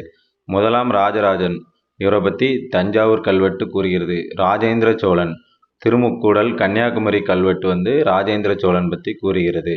செப்பேடுகள், சுந்தர சோழன் அன்பில் பட்டயங்கள், குலோத்துங்கன் வேடன் செப்பேடுகள். சுந்தர சோழன் அன்பில் பட்டயங்கள் போன வருஷம் கேட்டாங்க கொஸ்டின். ராஜேந்திர சோழன் கன்னியாகுமரி கல்வெட்டு, இதுவும் போன வருஷம் கேட்டாங்க. அடுத்து மெய்கீர்த்திகள். மெய்கீர்த்தி என்பது மன்னனை புகழ்ந்து பாடக்கூடியது. மன்னரின் உலகியல் சாதனை பற்றி கூறுபவை. முதலில் தமிழ்நாட்டில் ராஜராஜன் சோழன் தான் மெய்கீர்த்தி எழுதும் வழக்கத்தை ஏற்படுத்தினார். பிற்காலத்தில் ஆட்சி செஞ்ச சோழர்களை தஞ்சாவூர் சோழர்கள்னு நாம் சொல்லுவோம். முதல்ல ஆட்சி செஞ்சவர் விஜயாலய சோழன். முத்தரையர்களிடமிருந்து தஞ்சையை கைப்பற்றி சோழ ஆட்சியை நிறுவினார். தஞ்சையில் நிகம்ப சூதனிக்கு, அதாவது துர்க்கை அம்மனுக்கு அழகிய கோயில் ஒன்றை கட்டினார். அடுத்து ஆதித்த சோழன் அபராஜித பல்லவனை தோற்கடித்து பல்லவ சாம்ராஜ்யத்தையும் சேர்த்து பெரிய அரசை உருவாக்கினார். இவருடைய மகனின் பெயரில் வீராணம் ஏரியை கட்டினார். அதான் வீரநாராயணன். வீரநாராயணன் தான் முதலாம் பராந்தக சோழன். ஆதித்த சோழனுக்கு கோதண்டராமன் என்ற பெயரும் உண்டு. முதலாம் பராந்தகன் இயற்பெயர் வந்து வீரநாராயணன். இவர் பேரில் தான் பார்த்தீங்கன்னா சென்னையில் இருக்க வீராணம் ஏரி இருக்குது. வீர சோழனுங்கிறது பட்டம். இவர் வந்து மதுரை கொண்டான், மதுரையும் ஈழமும் கொண்டு அழைக்கப்படுகிறார். ஈழத்தில் வந்து காசிபன் 5ஆம் மன்னரை தோற்கடித்தார். சிதம்பரம் நடராஜர் கோயிலுக்கு பொன் வேய்ந்ததால் பொன் வேய்ந்த சோழன் என்றும் அழைக்கப்படுகிறார். உத்திரமேரூர் கல்வெட்டு வந்து பராந்தக சோழன் ஆட்சியில் இருந்த போது குடவோலை தேர்தல் பற்றி கூறுகிறது. குடவோலை தேர்தல்னா இப்போ இருக்க எலெக்ஷன் மாதிரி, அதாவது எல்லார் பேரையும் எழுதி பனை ஓலையில் எழுதி கூடத்தில் போட்டுருவாங்க. அதை ஒரு சின்ன பையனை வச்சு எடுக்க சொல்லுவாங்க. அதில் யார் பேர் வருதோ அவங்க தான் ஆட்சி இருப்பாங்க, அதாவது கிராம தலைவராக இருப்பாங்க. முதலாம் பராந்தக சோழன் ஆட்சி காலத்தில் கன்னியாகுமரியிலேருந்து நெல்லூர் வரை கைப்பற்றினார். முதலாம் பராந்தகனுக்கு பிறகு ஆட்சிக்கு வந்தவர் கண்டராதித்தன், அதுக்கப்புறம் அரிஞ்சயன், அடுத்து இரண்டாம் பராந்தகன் தான் சுந்தர சோழன், அடுத்து உத்தம சோழன். இவங்களை பற்றி அவ்வளோவா டீட்டெயில் இல்லை. இதை பற்றி நாம் வந்து பொன்னியின் செல்வன் படத்துலையும் பார்த்துருப்போம். அவங்க தான் அந்த சுந்தர சோழனும் உத்தம சோழனும்.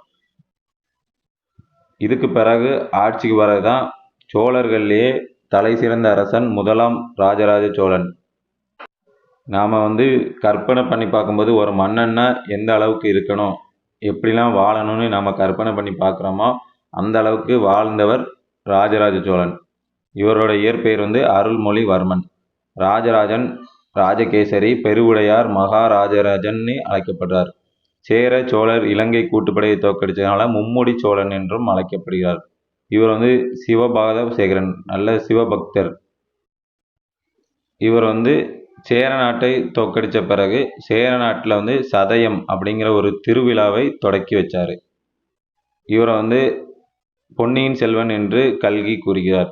திரிபுவன சக்கரவர்த்தி என்றும் அழைக்கப்படுகிறார். இவரை பற்றி கூறுபவை வந்து திருவாலங்காடு செப்பேடுகள் மற்றும் தஞ்சாவூர் கல்வெட்டு கூறுகிறது. சோழ அரசர்களில் சிறந்தவர். புத்தமடம் கட்டுவதற்கு ஆனைமங்கலத்தை கொடையாக கொடுத்தார். நில அளவை முறையை அறிமுகப்படுத்தினார். முன்னீர் பழந்தீவு என்று அழைக்கப்படும் மாலத்தீவையும் கைப்பற்றினார். இவர் வந்து பார்த்தீங்கன்னா பயங்கரமான படை வச்சிருந்தார், கப்பற்படையும் வச்சிருந்தார். அந்த கப்பற்படையில் போய் இலங்கையும் கைப்பற்றி அனுராதபுரத்தையும் கைப்பற்றினார். இவர்கிட்ட இருந்த பெரிய கப்பற்படையால் இலங்கையையும் கைப்பற்றினார். இலங்கையில் உள்ள அனுராதபுரத்தையும் கைப்பற்றினார். பின்னர் மும்முடி சோழ மண்டலம் என்று இது அழைக்கப்படுகிறது. இலங்கை, சோழர், சேரர் எல்லாம் சேர்த்து மும்முடி சோழ மண்டலம் என்று அழைக்கப்படுகிறது. 1001வது வருடம் எடுத்த சர்வேவோட ரெக்கார்டு வந்து பார்த்திங்கன்னா நமக்கு கிடச்சிருக்கு. அதை யார் எழுதியிருக்காருன்னா சேனாதிபதி குரவன்கிறவர் வந்து எடுத்திருக்காரு. அடுத்து ராஜேந்திர சோழன். இயற்பெயர் வந்து மதுராந்தகன். இவர் வந்து கங்கை வரை சென்று வெற்றி கொண்டதால் கங்கை கொண்டான் என்று அழைக்கப்படுகிறார். கங்கை ஆண்ட மகிபாலனை தோற்கடித்து கங்கை கொண்ட சோழபுரம் என்று ஒரு கோயிலை கட்டினார். கட்டாரம் கொண்டான் என்று அழைக்கப்படுகிறார். இது வந்து பார்த்திங்கன்னா யூபிஎஸ்சியில் கேட்டிருந்தான். இந்த டைம் மலேசியா, சுமத்ரா, ஜாவா இந்த இடத்தை கைப்பற்றியவர் யாருன்னு கேட்டிருந்தான். ராஜேந்திர சோழன். அடுத்து பண்டித சோழன் என்று அழைக்கப்படுகிறார். படிப்பில் வல்லவன் என்பதால் பண்டித சோழன் என்று அழைக்கப்படுகிறார். இவர் வந்து 8000 வேத கல்லூரியை நிறுவினார். இவர்கிட்டையும் பார்த்தீங்கன்னா வலிமையான கடற்படை இருந்தது. இப்போ வலிமையான கடற்படை வைத்திருந்த அரசன் யாருன்னு கொஸ்டினில் கேட்டிருந்தா அது வந்து ராஜேந்திர சோழன் தான். இவரோட புகழுக்கு இன்னும் வலி சேர்க்கும் விதமாக பார்த்தீங்கன்னா மகாராஷ்டிராவில் உள்ள மும்பை துறைமுகத்திற்கு மஸ்கண்டாக்ஸ், அதாவது அந்த துறைமுகத்தோட பேர், அதுக்கு வந்து ராஜேந்திர சோழனோட பெயர் வந்து சூட்டப்பட்டுள்ளது. பார்த்துக்கோங்க, தமிழ்நாட்டு மன்னரோட பெயரை வந்து மகாராஷ்டிராவில் வச்சுருக்காங்க. அப்போ முதல்வர் யாருன்னு பார்த்தீங்கன்னா தேவேந்திர பட்னாவிஸ், அவர் தான் அப்படி பெயர் வச்சிருக்காரு. ராஜேந்திர சோழனுக்கு பிறகு ஆட்சிக்கு வந்தவர் முதலாம் ராஜாதிராஜன். இவர் வந்து கோல்காப்பூரை கைப்பற்றி ஒரு வெற்றி கம்பத்தை நிறுவினார். இரண்டாம் ராஜேந்திரன் ராஜாதிராஜனின் தம்பி. அடுத்து வீர ராஜேந்திரன் சிதம்பரம் நடராஜர் கோவிலுக்கு சிவப்பு மாணிக்க கல்லை வழங்கினார். அடுத்து ஆதி ராஜேந்திரன். சோழ பேரரசில் இவரோட ஆட்சி காலத்தில் வாரிசுரிமை குழப்பம் நிலவியது. அந்த நெருக்கடி நேரத்தில் கீழை சாளுக்கிய வம்சாவளியை சேர்ந்த முதலாம் குலோத்துங்க சோழன் மன்னரானார்.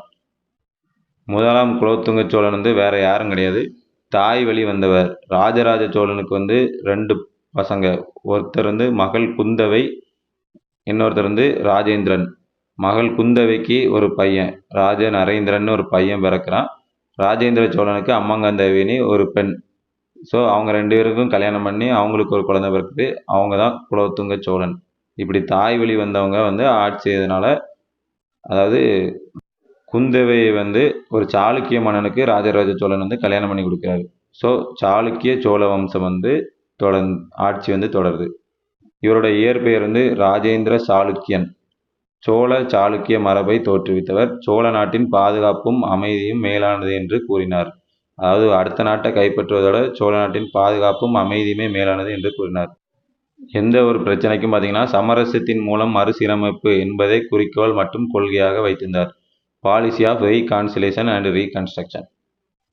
அடுத்து வந்து இவர் சுங்கம் தவிர்த்த சோழன் என்று அழைக்கப்படுகிறார். இவரின் சிறப்புகள் வந்து குலோத்துங்கன் பிள்ளை தமிழ், விக்கிரம சோழ உலா இந்த 2 நூல்களிலும் குறிப்பிடப்பட்டுள்ளது. அடுத்து வந்து விக்கிரம சோழன் தமிழ் இலக்கியத்தின் வெள்ளிக்காலம் என்று அழைக்கப்படுகிறது. இவருடைய காலம். 2ஆம் குலோத்துங்கன் அனபாய சோழன், திருநின்ற சோழன் என்று அழைக்கப்படுகிறார். அடுத்து 2ஆம் ராஜராஜன் தாராசுரம் ஐராவதீஸ்வரர் கோயிலை கட்டினார். அங்குள்ள இசைப்படிக்கட்டுகளில் வந்து பெரிய புராண நிகழ்வுகள் வந்து ஓவியங்களாக வரையப்பட்டுள்ளது. இசைப்படிக்கட்டுகளில் பெரிய புராண நிகழ்வுகள் ஓவியமாக வரையப்பட்டுள்ள கோயில் தாராசுரம் ஐராவதீஸ்வரர் கோயில்.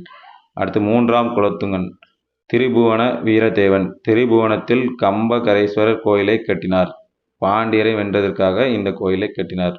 அடுத்து 3ஆம் ராஜேந்திரன் 1264ஆம் ஆண்டு 1ஆம் ஜடாவர்மன் பாண்டியன் கங்கை கொண்ட சோழபுரத்தை கைப்பற்றினார். இவரோட ஆட்சியில் பார்த்தோம்னா பாண்டிய மன்னர்கள் வந்து ஆட்சியை அங்கே வெற்றி பெற ஆரம்பிச்சிட்டாங்க. 1279 1ஆம் மாரவர்மன் குலசேகர பாண்டியனால் 3ஆம் ராஜேந்திரன் தோற்கடிக்கப்பட்டார். இதில் வந்து சோழ பேரரசு மொத்தமாக வீழ்ச்சி அடைந்தது. அடுத்து சோழர் கால வாழ்வியல், அதாவது கலை, கட்டிடக்கலை எல்லாத்தையும் பார்ப்போம். முடியாட்சி மன்னனே படைத்தலைவராகவும் இருந்தார். மன்னனின் ஆட்சி காலம் முடியும் முன்பே பட்டத்து இளவரசனுக்கு முடி சூட்டுவது ஆரம்பமானது. மகன் இருக்கும்போதே இளைய மகனுக்கு மூத்த மகன் இருக்கும்போதே இளைய மகனுக்கு பட்டம் சூட்டுவதும் சோழ அரசின் தனித்தன்மையாகும். மாநில நிர்வாகம் சோழ அரசு மண்டலம் என்று அழைக்கப்பட்டது. மண்டலம் கோட்டங்களாக பிரிக்கப்பட்டது. மொத்தம் 9 மண்டலங்கள் இருந்தது, இலங்கையும் சேர்த்து. கோட்டங்கள் கூற்றங்களாக பிரிக்கப்பட்டது. கூற்றம் கிராமங்களின் தொகுப்பு என்று அழைக்கப்பட்டது. கொடை கோயில்களுக்கு பிரம்மதேயம், பிராமணர்களுக்கு சதுர்வேதி மங்கலம். பிரம்மதேய கரங்களில் கிராம சபை கரங்களாக செயல்பட்டவை வாரியங்கள். மொத்தம் 12 வாரியங்கள் இருந்தது. வாரியங்களின் உறுப்பினர்களை தேர்ந்தெடுப்பதற்காக ஒவ்வொரு கிராமமும் பல குறும்புகளை அல்லது தொகுதிகளாக பிரிக்கப்பட்டது. நீதி நிர்வாகம் நியாயத்தார் குற்ற வழக்குகளை விசாரித்து முடிவு செய்தனர். நியாயத்தார் தான் நீதிபதிகள். அடுத்து உத்திரமேரூர் கல்வெட்டு பராந்தக சோழரோட காலத்தில் எழுதப்பட்ட உத்திரமேரூர் கல்வெட்டு காஞ்சிபுரத்தில் உள்ளது. இங்குள்ள 3 கோயில்களில் கிராம சபை நிர்வாகம் பற்றி ஏராளமான குறிப்புகள் உள்ளன. கிராம சபை அதாவது அந்த காலத்திலே பார்த்தீங்கன்னா எழுதப்பட்ட அரசமைப்பு. இது முடியாட்சியின் கீழ் மக்களாட்சி செயல்பட்டதற்கான எடுத்துக்காட்டு. அடுத்து சுந்தர வரதராஜ பெருமாள் கோயில், சுப்பிரமணியனர் கோயில், கைலாசநாதர் கோயில் இந்த 3 கோயிலையும் கிராம சபை நிர்வாகம் பற்றி கூறியுள்ளது. அடுத்து தொழில் விவசாயம், கால்நடை, நெசவு, உப்பு, கப்பல் கட்டல், அடுத்து உலோக பாண்டம் தயாரித்தல் இது எல்லாம் பார்த்திங்கன்னா முக்கியமான தொழில். நம்ம நிலத்தை வாங்கினாலோ விற்றாலோ பார்த்திங்கன்னா உறுதி பத்திரங்கள் புழக்கத்தில் இருந்தது. வெளிநாட்டு வர்த்தகம் சிறப்பாக நடைபெற்றது. சீனா, சுமத்ரா, ஜாவா, மலேயா, ஸ்ரீவிஜயம் முதலிய நாடுகளுடன் வர்த்தகம் நடந்தது. அரபு நாடுகளிலிருந்து குதிரைகள் இறக்குமதி செய்யப்பட்டது. சோழ மன்னர்களுக்கு வந்த வருவாய் விளைநிலங்கள் மூலம் வருவாய் வரப்பட்டது.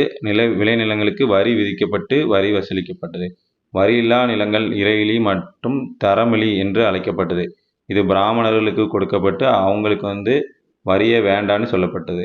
பிராமணர்களுக்கு பட்ட விருத்தி, பாரத விருத்தி போன்ற சிறப்பு சலுகைகளும் வழங்கப்பட்டன. மொத்தத்தில் எல்லாமே பிராமணர்களுக்கு தான் கொடுக்கப்பட்டது. அடிமைகள் கோயில் அடிமைகள் தேவராடியார் முறை தோன்றியது. பாருங்க எப்போ தோன்றிருக்கு, சோழர் காலத்தில் தான் இந்த முறையே தோன்றியது. போர்க்கைதிகள் கூலி அடிமைகள் வலங்கை இடைங்கல் மோதல் வந்து அந்த நேரத்தில் தான் தோன்றியது. வலங்கை வந்து அனுலோமா சாதியினர், அதாவது சலுகை வகுப்பினர். இடங்கை மோதல் இவங்க வந்து உழைக்கும் வர்க்கத்தை சேர்ந்தவர்கள். பெண்களின் நிலை சுதந்திரம் அரச குடும்பத்திற்கு மட்டும் இருந்தது. பெண்களுக்கான சுதந்திரம் அரச குடும்பத்திற்கு மட்டும் இருந்தது. எப்படி சொல்கிறாங்கன்னா, கோயில் கட்டிடக்கலைக்கு பெண்கள் வந்து அதாவது மன்னர்களுக்கு உதவி பண்ணர். பெண் கல்வி புறக்கணிக்கப்பட்டது. குழந்தை மனம், கைம்பெண் கொடுமை, உடன்கட்டை ஏறும் வழக்கம் இருந்தது. அடுத்து வந்து தேவர் அடியார்கள் முறை பற்றி பார்ப்போம். இது வந்து தேவதாசி முறை என்று அழைக்கப்பட்டது. கோயில்களுக்கு பெண்கள் அர்ப்பணிக்கப்படுவது தான் தேவதாசி முறை என்று அழைக்கப்படுகிறது. அவங்களுக்கு வந்து ஆடல் பாடல்னு எல்லாம் கற்றுக் கொடுத்து கோயிலே ஒரு அடிமை மாதிரி வச்சுருப்பாங்க. அதனால் பரதநாட்டியம் இந்த காலத்தில் புகழ் பெற்றது. இந்த முறை வந்து இப்போ ஒழிக்கப்பட்டாச்சு. அடுத்து இந்த சோழர் காலத்தில் வடகலை விசஸ் தென்கலை மோதல் வந்து ஆரம்பமானது. வடகலைனா சமஸ்கிருதம் கற்றவர்கள் வடகலை, தென்கலை வந்து தமிழ் பாரம்பரியத்தை சேர்ந்தவர்கள். இரு பிரிவின் மோதலால் ராமானுஜர் தமிழ்நாட்டை விட்டே வெளியேறினார். எண்ணாயிரம் வேதக் கல்லூரி இது வந்து கொண்டு வந்தது யாருன்னா முதலாம் ராஜேந்திரன் ஆட்சி காலத்தில் கொண்டு வரப்பட்டது. எண்ணாயிரம் என்பது ராஜராஜ சதுர்வேதி மங்கலம் என்று அழைக்கப்படுகிறது. அடுத்து வேளாண்மை, குத்தகைதாரர், உழுகுடி, அதாவது நிலம் வந்து உழுகுடி என்று அழைக்கப்பட்டது. ஒரு வேலி நிலத்திற்கு 100 களம் வரி விதிக்கப்பட்டது. ஒரு வேலி என்பது 6.5 ஏக்கர் உடையது. களம் என்றால் 28 கிலோ. மேல்வாரம் விளைச்சலின் பெரும்பகுதி வேளாளருக்கு, கீழ்வாரம் சிறிய பகுதி உழுகுடி பிரிவுக்கு, அதாவது விவசாய மக்களுக்கு கொஞ்சம் தான் கொடுப்பாங்க. பொதுமக்கள் அனைவருக்கும் இந்த கீழ்வாரத்தில் உள்ள ஒரு சிறிய பங்கு மட்டும் தான் கொடுப்பாங்க. சமண சமய நிறுவனங்களுக்கு கொடையாக அளிக்கப்பட்ட நிலம் பள்ளி சந்தம் என்று அழைக்கப்படுகிறது. வணிகம், கில்டுகள், அதாவது வணிகம் செய்தவர் வந்து கில்டுகள். மணி கிராமத்தார், 5 வண்ணத்தார் என்று அழைக்கப்படுகிறார்கள். மணி கிராமத்தார் உள்நாட்டு வணிகர். 5 வண்ணத்தார் இஸ்லாமியர், யூதர், கிறிஸ்தவர்களால் ஆனவர்கள். 500 என்று அழைக்கப்படுகிறார்கள். குறுநில மன்னர் வந்து வேளிர்கள், அதாவது கடையெழு வள்ளல்கள் மாதிரி இவங்க வேளிர்கள் என்று அழைக்கப்படுகிறார்கள். அடுத்து சோழர் கால கட்டிடக்கலை. உத்திரமேரூர் கல்வெட்டு இது வந்து காஞ்சிபுரம் மாவட்டத்தில் இருக்குது.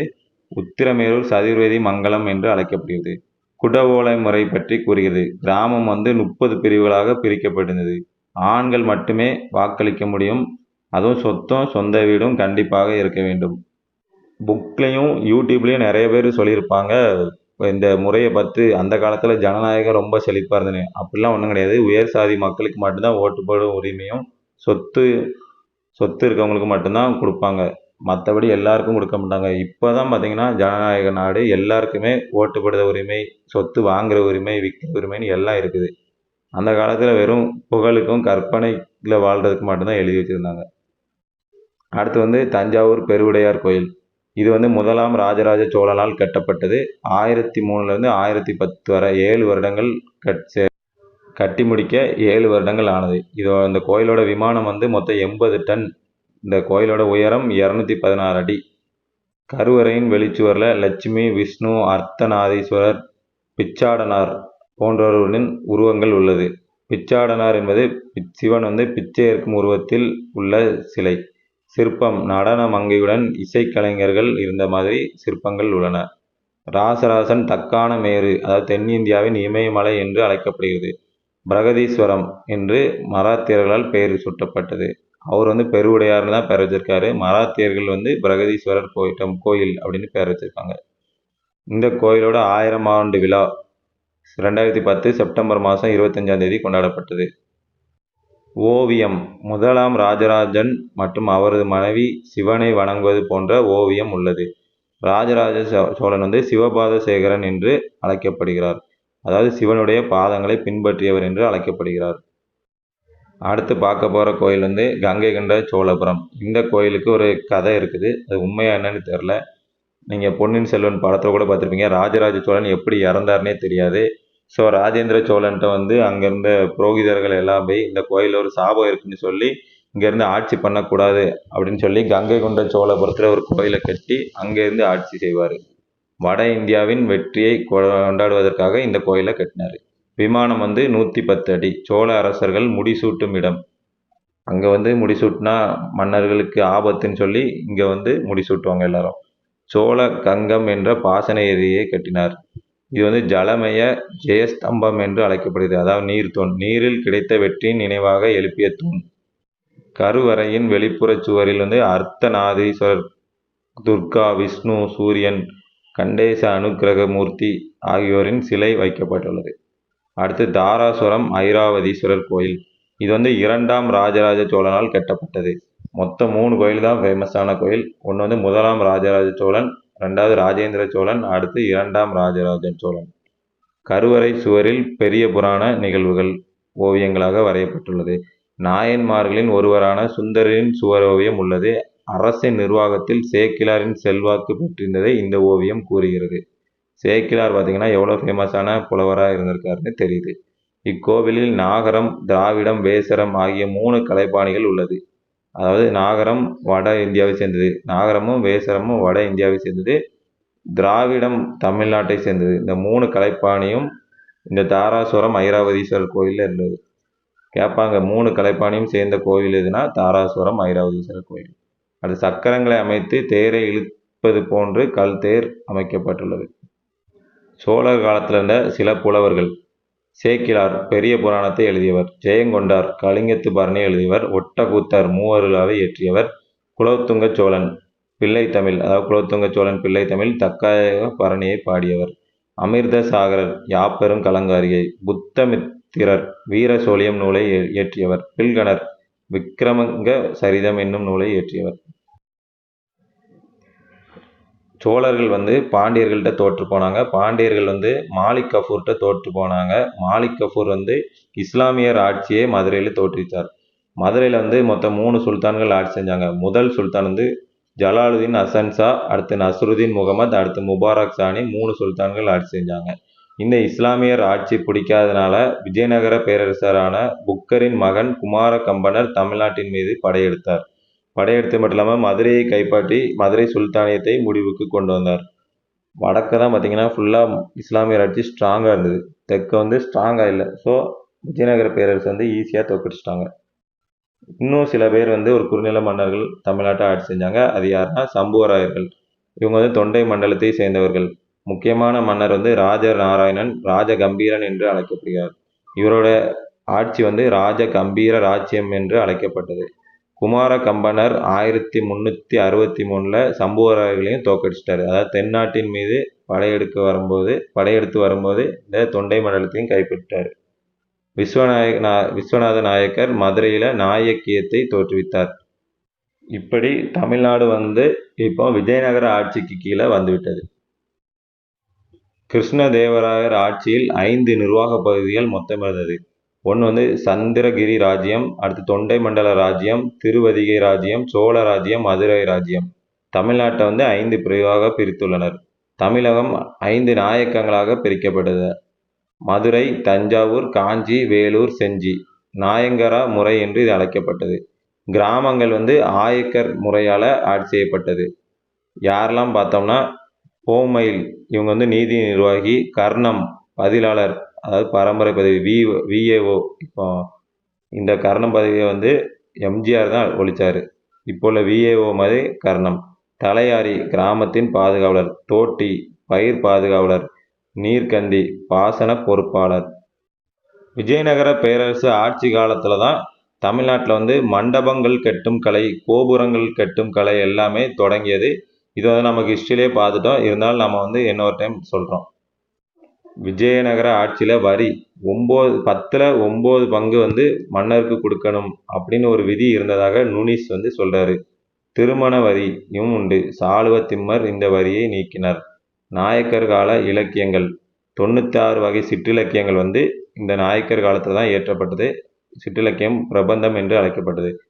திருமலைநாதரின் சொக்கநாதர் உலா, பரஞ்சோதி எழுதிய திருவிளையாடற் புராணம், குமரகுருபரர் எழுதிய மீனாட்சி அம்மன் பிள்ளை தமிழ், இதெல்லாம் முக்கியமான நூல்கள். நாயக்கர் காலம் தெலுங்கு இயக்கத்தின் பொற்காலம். நாயக்கர் காலம் தமிழ்நாட்டில் கிறித்துவர்களின் பொற்காலம். நாயக்க மன்னர்கள் அளித்த ஆதரவால் தமிழ்நாட்டில் டேனியர் லூத்தரன் மிஷனை தோற்றுவித்தார். இதுவரைக்கும் விஜயநகர ஆட்சி வரை நம்ம பார்த்துட்டோம். இப்போ வந்து ஒரு டைம் ரிவைஸ் பண்ணி பார்த்தீங்கன்னா, அதாவது மறுபடியும் ஒரு டைம் கேட்டிங்கன்னா உங்களுக்கு வந்து தமிழ்நாட்டு வரலாறு வந்து மொத்தமாக முடிஞ்சிடும். அதாவது சங்க காலத்திலேருந்து விஜயநகர ஆட்சி வரை முடிந்து விட்டது. ஒரே வீடியோவில் உங்களுக்கு கம்ப்ளீட் பண்ணியாச்சு. இதில் வந்து மேக்ஸிமம் நான் வந்து ஸ்கூல் புக்கையும் வெங்கடேசன் அவர்கள் எழுதிய புக்கையும் மேக்ஸிமம் கவர் பண்ணிட்டேன். இதை தாண்டி கொஸ்டின் வர கம்மி தான் வாய்ப்பு. இதை மட்டும் நீங்கள் படித்தாலே போதும் தான். இதே மாதிரி பார்த்தீங்கன்னா அடுத்து பிரிட்டிஷ் ஆட்சியை ஃபுல்லாக முடிச்சிடலாம். பிரிட்டிஷ் ஆட்சியிலேருந்து விடுதலை வாங்குறது வரைக்கும் கிளியராக ஒரு வீடியோவில் முடிச்சிடலாம்.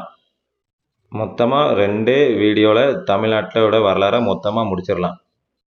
நம்ம சேனலுக்கு சப்ஸ்கிரைப் பண்ணாதவங்க பண்ணிக்கோங்க. நீங்கள் பண்ணுற சப்ஸ்கிரைப் தான் எனக்கு சப்போர்ட்டாக இருக்கும். தேங்க்யூ.